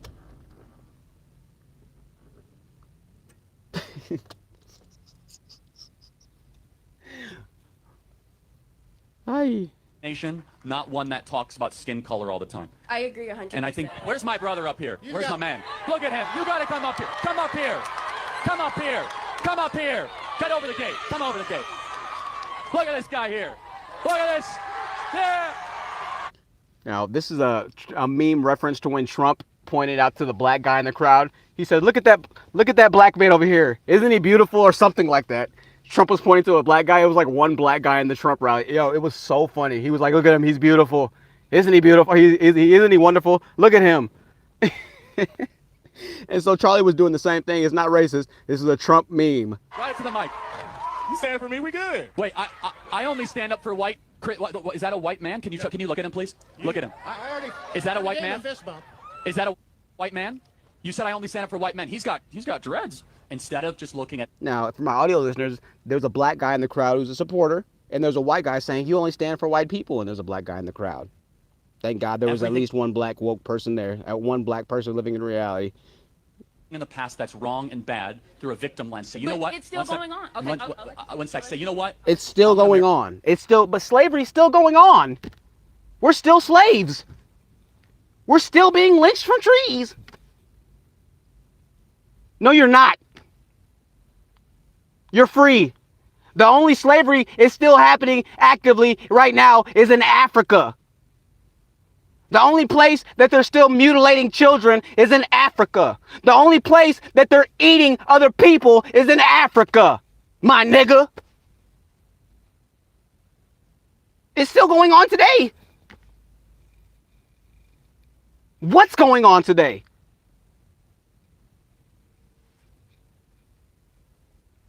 American, and I'm going to use my mental energy to say, despite all of that, I get to succeed and flourish and prosper as a... Now, the great thing about Charlie is that he didn't even fully shut her down, and he wasn't going to say, oh, it's not going on. Well, guess what? I'm going to tell you it's not going on. Trust me, okay? Okay. It's not going on, all right? Slavery is over with, all right? You made it. You were born during the right time. Congratulations. I know you don't think that you were, but you were. We'll go back to the white people and the whiteness against Charlie, either on this live stream. We'll get back to it. Don't worry. We'll be back tonight. But black people want to be slaves so bad. You want white people to hate you so bad. You want to be a slave so badly. Boy, y'all niggas are sad, boy. Black American at the University of Tennessee. You are a living embodiment, Gigi, that you can still succeed as a black individual. Okay. Because I look at you not as a black guy. Just ready to fight. On a scholarship at the University of Tennessee. You know how much your ancestors would have paid so she could go to the University of Tennessee. You are a living embodiment, Gigi, that you can still succeed as a black individual. Okay. Ready to fight. She couldn't even stand that. He compliments her, she's still ready to fight. Individual. Looking like a straight Black Panther for what? On an all-white college campus. The fight is over, black people. Black people. Slavery is over. Jesus Christ.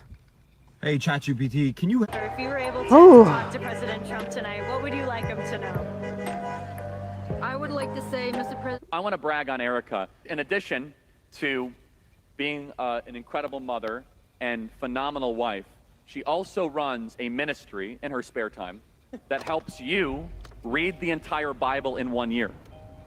You know what I'm talking about? It is called BibleIn365.com. Write it down. Go to the website right now. Honestly, take out your phone. It is BibleIn365.com. What she does is she makes it so easy for you to read the entire Bible in 1 year. Shout out to She Erica. will text- Erica. I Rest don't in know peace. about you, Becky, but I I'm probably. not gonna listen to that. And what we have in common tonight is that we came here to not only honor the memory of this extraordinary, godly man who stood up for truth and paid a great price for it, but we're also here to proclaim triumph, not tragedy. Not tragedy.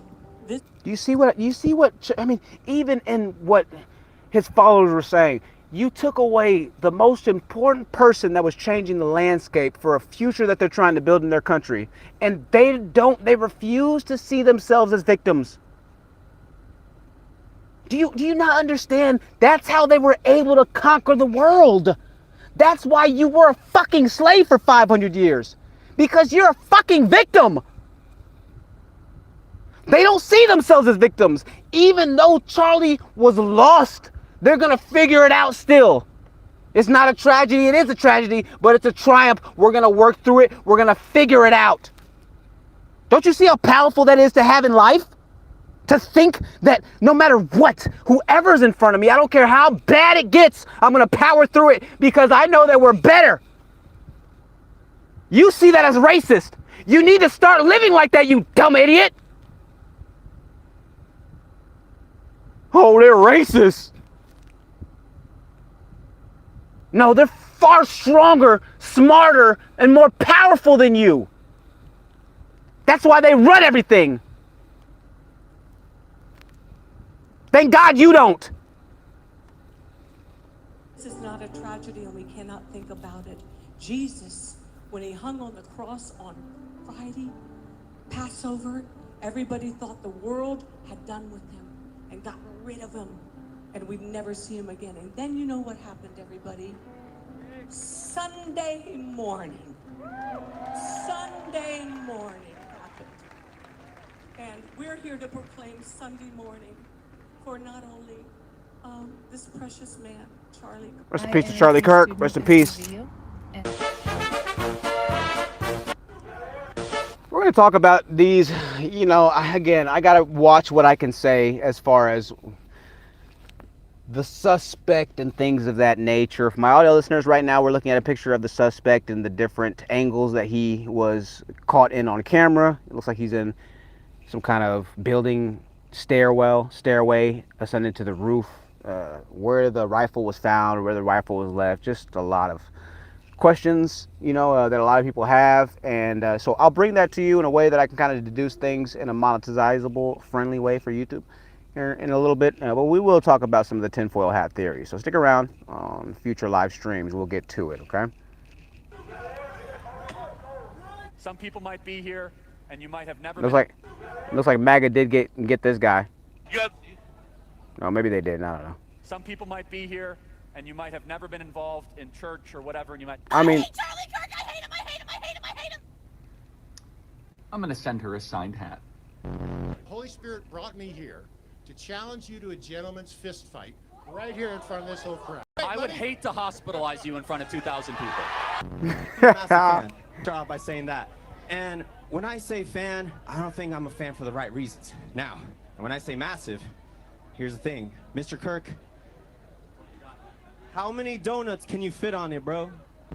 Is there something wrong with being white? Charlie, is there something wrong with a stick in your ass is what I'm asking. Act with me, please, like a man. Wow.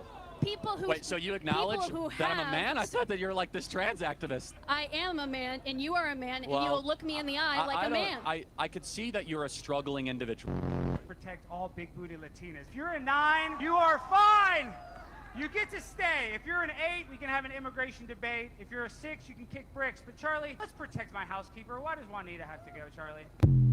Okay, well, I'm not going to comment on that last clip there. We'll I will continue never on for a marry second. anyone else in this lifetime. My children, I want to raise them myself. After what happened to Charlie, many people stepped forward offering to help take care of my children. That's an AI. That's definitely an AI clip. Let's do something that liberals never do to us. Raise your hand if you're progressive. No? We have I love this school. This is a great school. I love this place. It looks like that school is mostly conservatives at that school, so shout out to them. Was a trans Can't talk about trans. You're an immigrant in this country. Did you have a visceral reaction to what they're doing, what ICE is doing when you... Oh, can't talk I about have that. less ability sometimes online to criticize the Israeli government. Oh my gosh. What is a woman? Can't talk about that on YouTube. I do not want to... I live like a capitalist every single day, Shank. I live as a capitalist, okay? I live what I believe. What do? I get guarantee every single year. Hold on. What's my salary? Hold on. Less than his. Charlie, come on, Shank, let's go. Howdy, Chuck. No one calls me Chuck. No. That's I'm doing it. okay. Bad start. I don't want this anymore. Okay. Got a lot of attitude, that's for sure. Were you in Ozark, or am I just losing my mind? You're losing your mind. Are you sure? Out of your damn mind. Yeah. Do you know Marty Bird? Oh my god. Blink if you know Marty Bird. So you're a big freedom of speech guy, right? Yes. Are you voting for Kamala? I am. Okay. What is her greatest? Hey, free speech? Free speech? Yeah, they have the freedom of speech to boo you. That's right. Do I have the freedom of speech? If I boo them, then it's an impediment of freedom. No, but I just give you an open mic for 15 minutes. Let's just tell me, what is Kamala Harris's greatest accomplishment? Hi, Charlie. I'm Nala Ray. It's so nice to be here today. So I was one of OnlyFans' top models for the last 5 years, and I got saved, and I radically gave my life to the Lord and gave that life up. Praise the Lord. The volume's as high as it can go on this one. Sorry, y'all. The volume is as high as it can go. Thank you. I know it's quiet. We'll get to the next one in a second. So I want to know. We'll just go ahead and go to the next one. As of today, we are going through the legal process to officially start Turning Point Alberta. So Turning Point Alberta is starting. There are new chapters that are going on, and people are picking up the mantle. Again, white people in the white community, by and large, right? When tragedy happens, they don't burn down their country. They simply build it stronger to where next time it can't be as penetrable, right? Something that we can all learn from. I know that was too loud, sorry.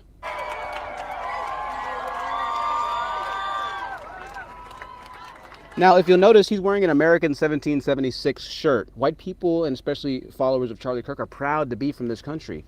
And this is something where, again, culturally, some white people who hate Charlie Kirk have picked up on the narrative that black people have, which is that America is a horrible country, and slavery, and this and that. And you have some white people out there, once again, that feel like they have ancestors that were slaves. They feel like they're enslaved to the system, that America truly is a horrible place, right? That's the aspects, again, that we talked about earlier, where black fatigue and black culture have mixed with the youths predominantly a lot of the time, but not even a lot of the time. You have all ages of people who are white who believe in the black plight, you know? And the good thing is that, you know, there are people in that. There are non-violent white people, right? They're like, hey, we understand black people. It's tough for you. I get it. I've had people hire me from Nextdoor, and I feel like one of my clients was a liberal, and she hired me because, like, hey, I know it's tough for you as a black guy type of deal, right?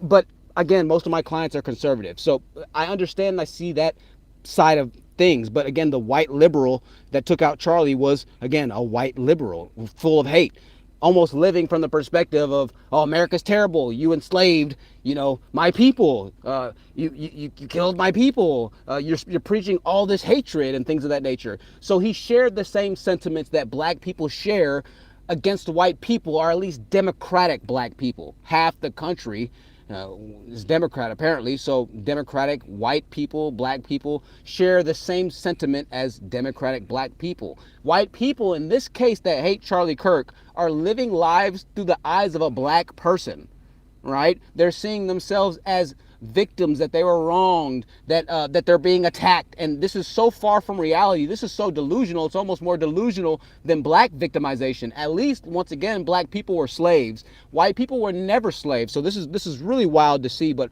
on the other side of white culture and community and the prevalence of the most powerful people of the world, you see building and coming together and solidarity and unification, because truly, It doesn't matter how bad things are. If you stick together, you're stronger. What was the quote from Planet of the Apes? Apes together, broken. Apes together, strong. Well, Caesar was doing sign language with that big chimpanzee. Remember that? And I want to share something with Fox News decides Donald Trump is president of the United States. We've got our republic back, folks. We knocked 500,000 doors. We delivered Pennsylvania. And now we've got our country back. Let's do this, baby. Come on. Let's go. There it is. Clean up, clean up, All clean right. up. Ah, the Let's run go. on. Huge win. Oh my gosh. This almost seems a little surreal. We did not earn this. This is God's mercy on our country. Do you know why I cried on election night? Because you thought it was a restoration of the Judeo-Christian values Partly. that are inherent to the It's country, all, the Constitution. Let me tell you why, because I think you might appreciate this as a historian. Joe Biden sent the entire federal government after Turning Point USA and me personally. They wanted me in federal prison. And by the way, that's what despots do, not Sure. Donald Trump. Let me finish. And so when Donald Trump won, it was a sigh of relief that maybe I won't have to go to federal prison. Maybe I... Whew, you would think that niggas could relate to this a little bit, going to jail. Imagine standing up so hard for the right thing that the white people you're trying to save, the culture you're trying to save, is trying to send you to federal prison. You see, Charlie Kirk fought battles that I don't think many people will really be able to handle. I mean, to be hated for doing the right thing by your own people, I can understand if the black people don't like me, but for my own people to come against me for trying to do the right thing, that's a turning point. That's a huge battle he was fighting. I didn't know he was even fighting federal prison possible charges. Didn't know Biden did that. Again, that's the Democratic Party. If you can't convince, if they feel like you're too powerful, it seems to be that violence is their only answer. Manipulation is their only answer. Playing unfair is their only answer. And the same shit happens in black communities. You can't play fair, you can't play nice, you can't be up straight. You have to be always keeping one eye behind you, looking out for the back door. Because niggas will play nice with you only to rob you, only to pop you, only to take from you peace and tranquility. This is why ain't no giving, no businesses, no nothing, no friendliness, no rah-rah. When black people get money, they leave that bullshit behind for people like Charlie Kirk's neighborhoods, right? Because the only thing that Democrats know how to do is cause anger, agony, and torment. That's all they know how to do is burn. They're not building anything. There's no Black Lives Matter building. Hundreds of millions of dollars. Not a single goddamn Black Lives Matter building, bro. Not a single building. Not a single computer lab.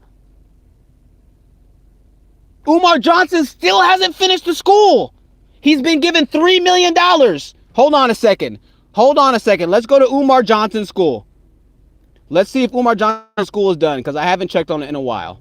Maybe Umar Johnson got the school done. Let's not call him out just yet. Umar Johnson is a black Pan-African leader who is building a school for the past 10 years, okay? For the past, 50 years. Here's a school. This is some shit. All this money in donations. And Pagionhila. There's nothing here. So if you donated, you better go get your money back, because this shit ain't never gonna open. All right. Well, it looks like, as I suspected, when is this?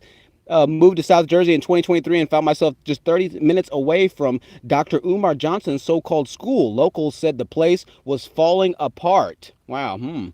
Fast forward. So yesterday I went back, and again, guess what? Still little to no progress. What's the date on this? This is from August 23rd of 2025. This is 1 month ago, ladies and gentlemen.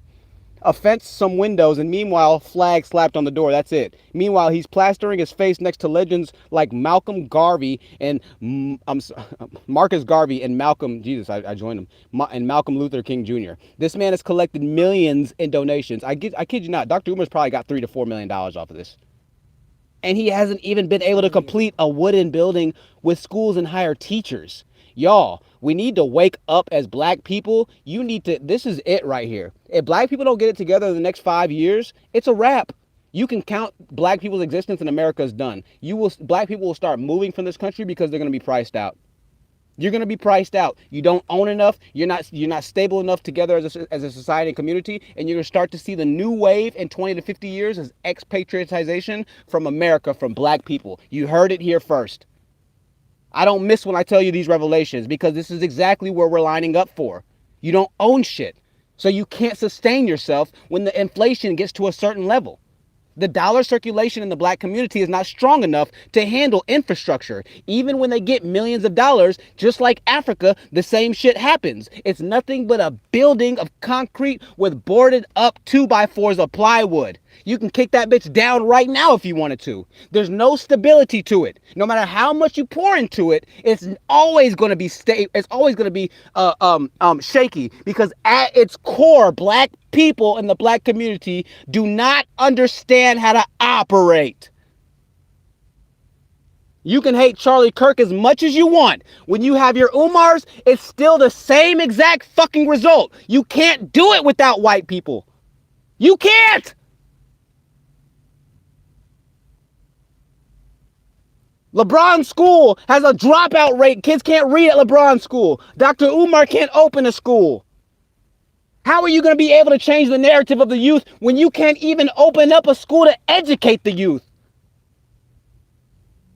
Forget trying to get to the moon and settle Mars. You can't open up a school off of $5 million?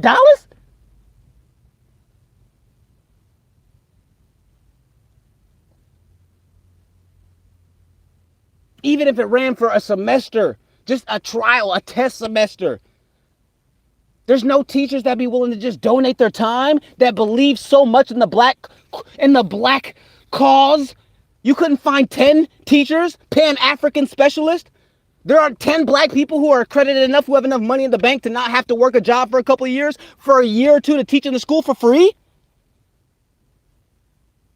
Don't tell me it's not about staff. You couldn't find a group of black people to just donate sandwiches to 100 students every day?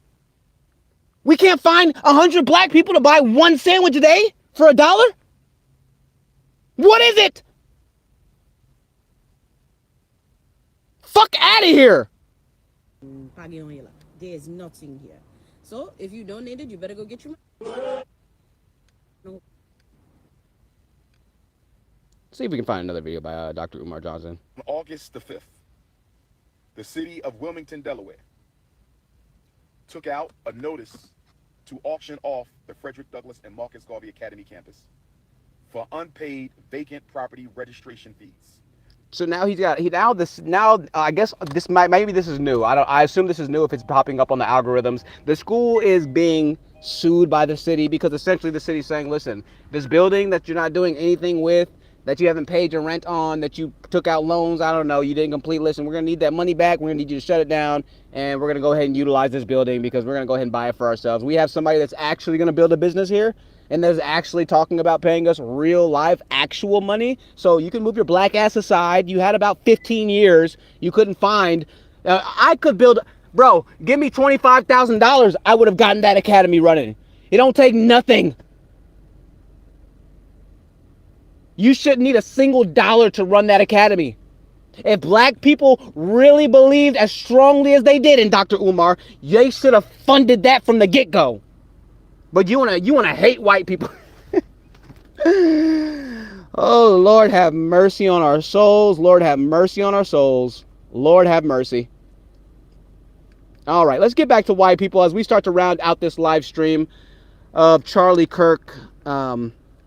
And the videos. We're not going to even necessarily get to white people. We're just going to round this thing out. I got to put some gas in the car. Hey, if you've enjoyed this live stream, you can consider donating to the Cash App. It's in the link channel description below. All your donations go to getting better equipment and things of that nature, better audio and things of that nature.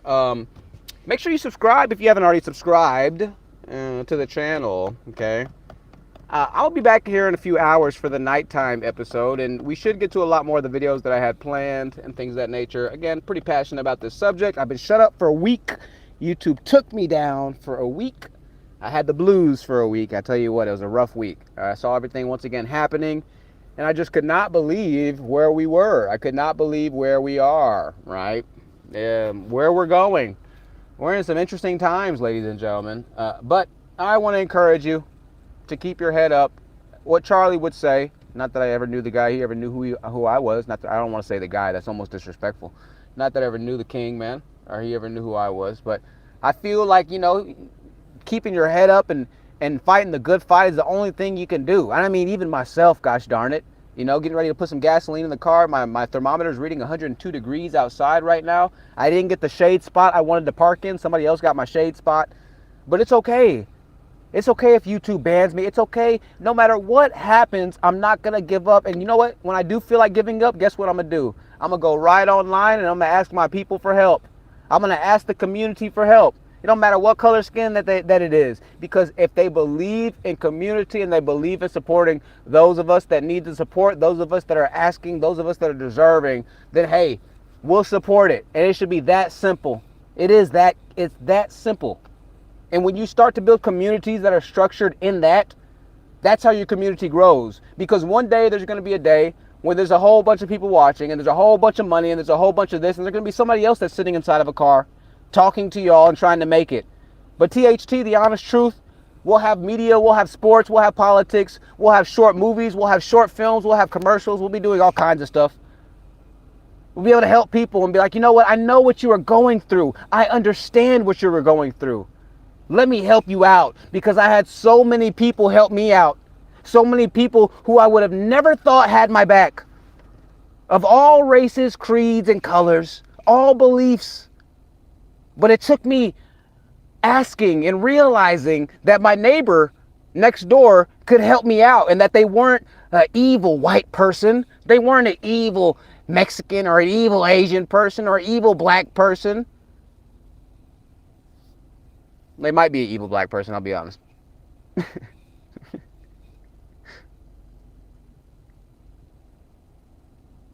It just simply took a paradigm shift in my thought and me saying, hey, you know what? I'm struggling right now. I need help. And I don't necessarily, I know you don't understand me, I don't understand you, but shoot, if you could help me out, that would help me to at least understand a little bit more. And you'll get the help you ask for. I've gotten so much help this past week. I couldn't get any donations. I couldn't do any live streams. I couldn't do anything. I was at the mercy. I had nowhere. I mean, after I couldn't go live, y'all know I had a stream where I was like, guys, if y'all don't donate $30, I can't pay my cell phone bill tonight, right? I'm not ending the live stream on me. I'm going to end it on Charlie, right? But I have to say this right now. And so I went to my YouTube channel. And I posted online, I said, if y'all don't send me some money, I can't pay the bills, I can't go live anymore. I'd love to go live for y'all. If you really do enjoy the content, if you feel like it's worth your money, now's the time to send it. And guess what? I had people that sent the money. Well, when YouTube checked the channel away, and I was dead broke again, the bills are calling again, the car can't move, I can't work, no ID, no anything, just in another hole. I didn't expect I was going to be there. At least I had the YouTube sustaining me for a little bit. I get $5 off a donation, $10 off a donation. That was enough to put a little bit of gas in and go get a McDonald's hamburger with the free fry on the app. That was enough to put $2.50 of gas in and then pay $2.15 for that free burger and get the free fry. And the McDonald's people are cool with me, so they'll give me a drink for free. I got my one meal for that day. I'm good to go. I eat that meal around like 7 or 8 o'clock. It'll hold me all night long and I'll chill. I'm good to the daytime. I'm slender. I got a 6-pack of abs right now. When I lost that ability to go live on YouTube, the only thing I had left was posting on this Nextdoor app. That's it. I couldn't post anymore on here. I couldn't ask y'all for help anymore. And everybody that came to my aid was white. Everybody. You want to know something? I'm going to take it a step further for you. The one black person that commented on my post, do you know what he said? Do you know what he said? I would show you all my post, but I don't want to dox myself. I've already gotten doxed on the internet one time. I've learned my lesson. The one black person that commented on my post said, hey, what skills do you have? ? Now, sure, that's a relevant question. Maybe he just wants to know more about me. But it's not like he necessarily offered a helping hand from the get-go. I mean, my God, dude, I literally posted that I would mow a fucking lawn for $5. Why are you asking me about skills right now? But maybe this brother was a part of the black bourgeoisie and he simply thought, oh, you know, this is how we do it. We ask them what skills they have. Motherfucker, I'm trying to make $5 a day so I can eat. That's my skills, bitch. The one black man that posted asked me, what skills do I have? White people posting on my thing saying, hey, I got a job. Hey, I don't have work, but I can do this. Hey, hey, I'll have work in a couple of days. Where are you? Do you need to wash your clothes? Do you need somewhere to sleep? Are you hungry? I had a sweet lady take me out to Applebee's. We were there at Applebee's for about 2 hours. She told me that she hadn't met a black person until she was 18 and she went to college at the University of North Texas State, which is where my parents went to college. My parents met at UNT. Back then it was called North Texas State University. She said that was the first time she had ever seen a black person. They weren't even racist in their hometown. They just didn't have any black people there. She said we were never racist. There were just no black people. She said my first black person I ever saw was 18 years old when I went to college. I said, wow, how was that? And she said, that was interesting. I just wanted to learn about them. Where'd she come from? Why had they ever been to our hometown? What did they think about us? She wanted to touch my hair. I touched her hair, type of deal, you know, she didn't say that, you know, but that's almost, it was fascinating for her. She had never seen black people before. Right? So I'm having this conversation with the lady and I'm just like, this is incredible. This is wild hearing the stories of somebody that hadn't even seen somebody that looked like me until they were 18 years old. I would encourage you to start listening to people's stories. They're fascinating. That same woman pulled up on me later and gave me a Walmart gift card. She said, hey, I was just thinking about you. Are you still over there? I said, yes, I am. She said, okay, I'm dropping something off. Can you meet me at the place, the restaurant again that we went to? We went to Applebee's. She said, can you meet me at the Applebee's again? I said, sure. She sent me a text message at first. She didn't let me know what was going on. She said, hey, can you meet me at Applebee's again? I said, yeah, no problem. Is everything okay? She was like, yeah, I'm just making sure. Are you still over there? And I was like, yeah, no problem. How we met was I sold her like an old DVD player. She has an autistic grandson and he likes taking things apart and things of that nature. So I sold her some old DVD players and stuff that I had, right? That was what she could, she was, that's another thing she could do to help me out. You know what I'm saying? At that time. She saw my listing. She's like, oh, do you still have the DVD players for sale? She's like, I can give you money for that too. I was like, yeah, no problem. No problem. Of course. Hits me up a week later. Hey, I was just in the area. I didn't know if you were in the area still. Are you still over there? I said, yeah, I am. Hey, well, let's go out to eat. We went out to eat. After that, she hands me, hands me a gift card. Well, get yourself something to eat, get some clothes, get some shoes. You need to get another pair of shoes. She looked down at my shoes. She sees my shoes are dirty. You need to get another pair of shoes. She didn't have to do that. I simply asked to mow the lawn. I simply asked to work. But she cared. She cared enough to do that because they care about their community. They care about people that are trying to work. They'll help you if you're trying to do the right thing. I've said it before on this channel. I'll keep saying it in the future. White people wish that black people were better, by and large, because we aren't going anywhere. You aren't going anywhere. So they want you to be better. Trust me, they would much rather have infinitely positive experiences with black people than negative experiences, okay? Okay? Just like you want to move to their neighborhoods, they would love the ability to be able to move into y'all's neighborhoods. How amazing would it be if you could move into a poor area, save a whole bunch of money on rent, and still have almost damn near the same safety and quality of life? How amazing would that be? Yeah, right?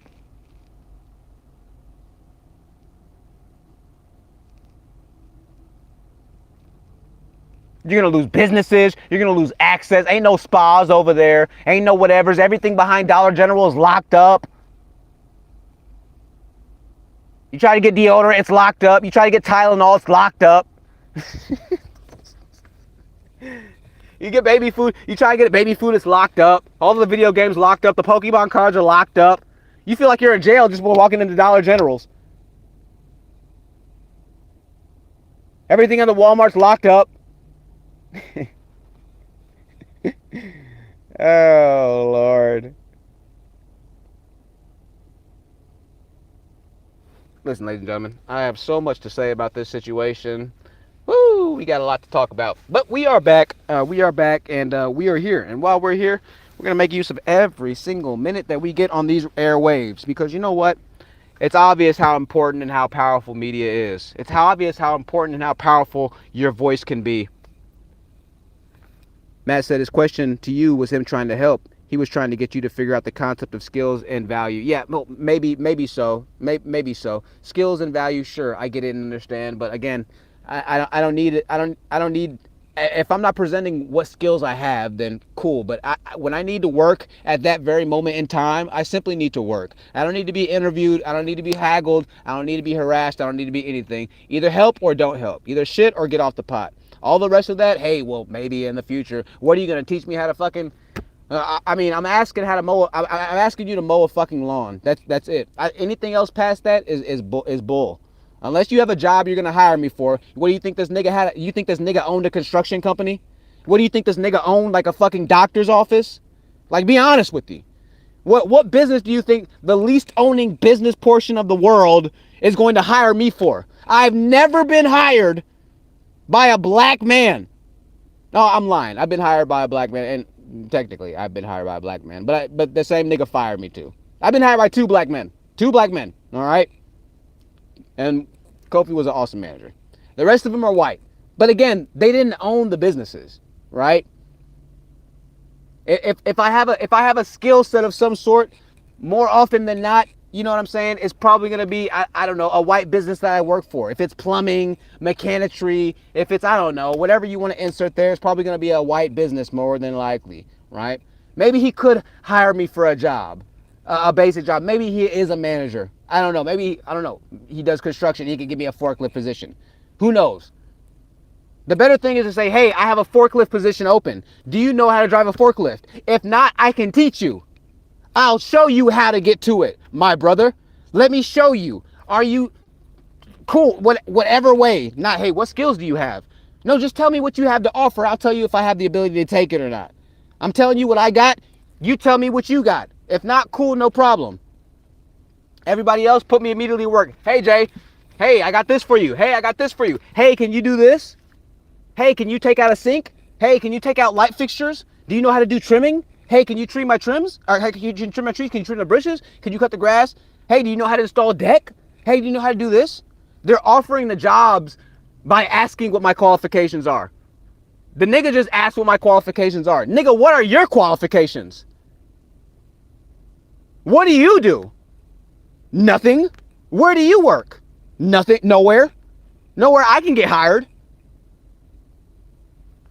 It's not hatred. That's not anything. That's reality. Okay? Not to mention, I don't even know if I'd want to get hired at a black-owned business because you don't have to deal with black bullshit. Negative. If it's not white, crisp, and clean and professional like the white people's businesses, I'm not going to work there, bruh. I ain't going to work for no type of degeneracy. Period.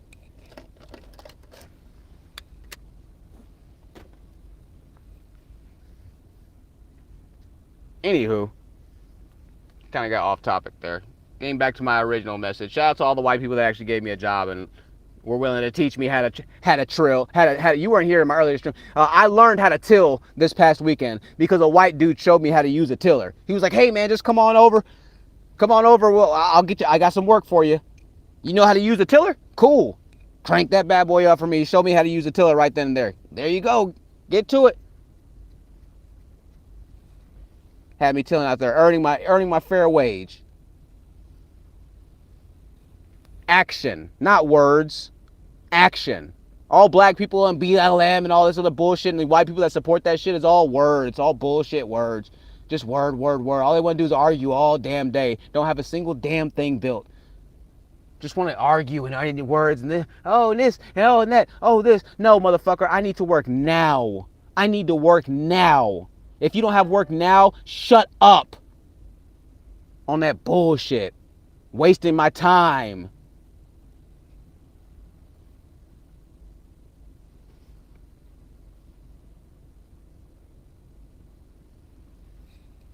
I'm not going to be wasting my time anymore because I'm back, gosh darn me. And now I have an actual business for myself. Now I have something that could possibly, turn into something in the future. Because I think it is something. I'm getting ready to plant another garden tomorrow. And then I'm going to put an ad on Facebook. I'm going to learn as much about gardening as I can. I'm going to start taking over a little gardening business down here. While I do YouTube and get this thing cranked up. As we wrap this thing and conclude this message, ladies and gentlemen, whew, we're in for some interesting times ahead. It's pretty evident. And it's all by the hands of our own doing. Just don't quite seem to understand just how drastic this is. I know I'm late to the game, but the game's still being played. I'm getting ready to go into the fourth quarter here. The score is pretty close. I'll tell you one thing, though. At the end of the game, it doesn't matter whether you win by a point, inch, or a mile, as Dom said in The Fast and the Furious. A win is a win. And make no mistake about it.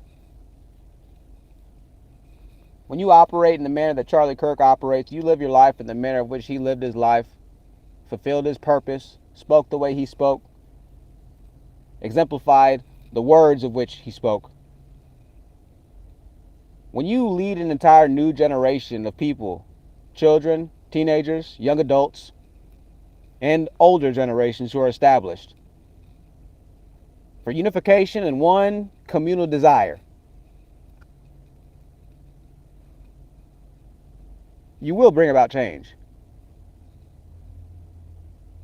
And again, the entire premise of my channel at this moment in time is fatigue, black fatigue.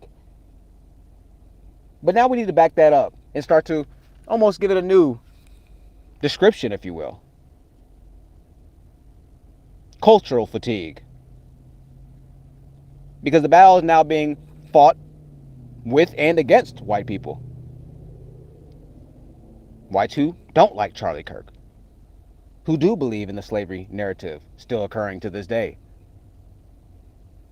who do believe in burning down the family, the cities, the patriarchy,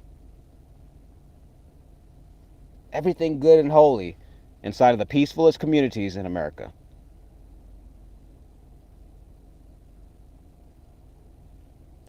A revolution, perhaps. Shall it be televised? Not on all captions, not on all stations, not on all channels. But a revolution nonetheless happening right under your feet. America is shifting to a place we've never been. Polarizing time. Confusing. Expensive. In more ways than one. Loss. Gain. At what loss? Whatever you believe, I ask yourself to ask yourself. Truly, where are we headed? I want to thank you for joining, ladies and gentlemen. We will be back tonight around 7 p.m. Central Time. Turn your notifications and your bells on. Rest in peace to Charlie Kirk, King Kirk. And horrible what his family has to go through.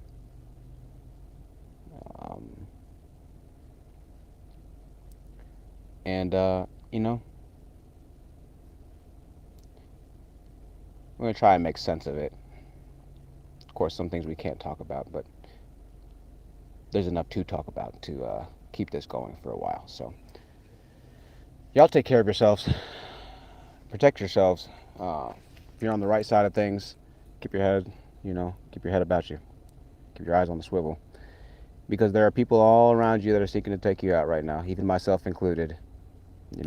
We get attacked from every which way. And that's what happens, That's what happens when you fight the good fight. The world will fight against you for whatever reason or another. But it's okay. Because it's not going to be like that forever, guys. It's not going to be like this forever. I'm telling you now. We're headed towards a very interesting place. And if you think it's bad now, you better start saving your money to leave the country here in a little bit. If you think it's bad now, I would advise you to start saving your funds, getting your passports, getting your documents in line, to where when that time comes, and it is coming, and you find yourself at a loss, at a rut, and there's nowhere to turn to, because we've burned every single bridge. You've crushed every alliance. When you get to that point, you remember these words. You got exactly what you wished.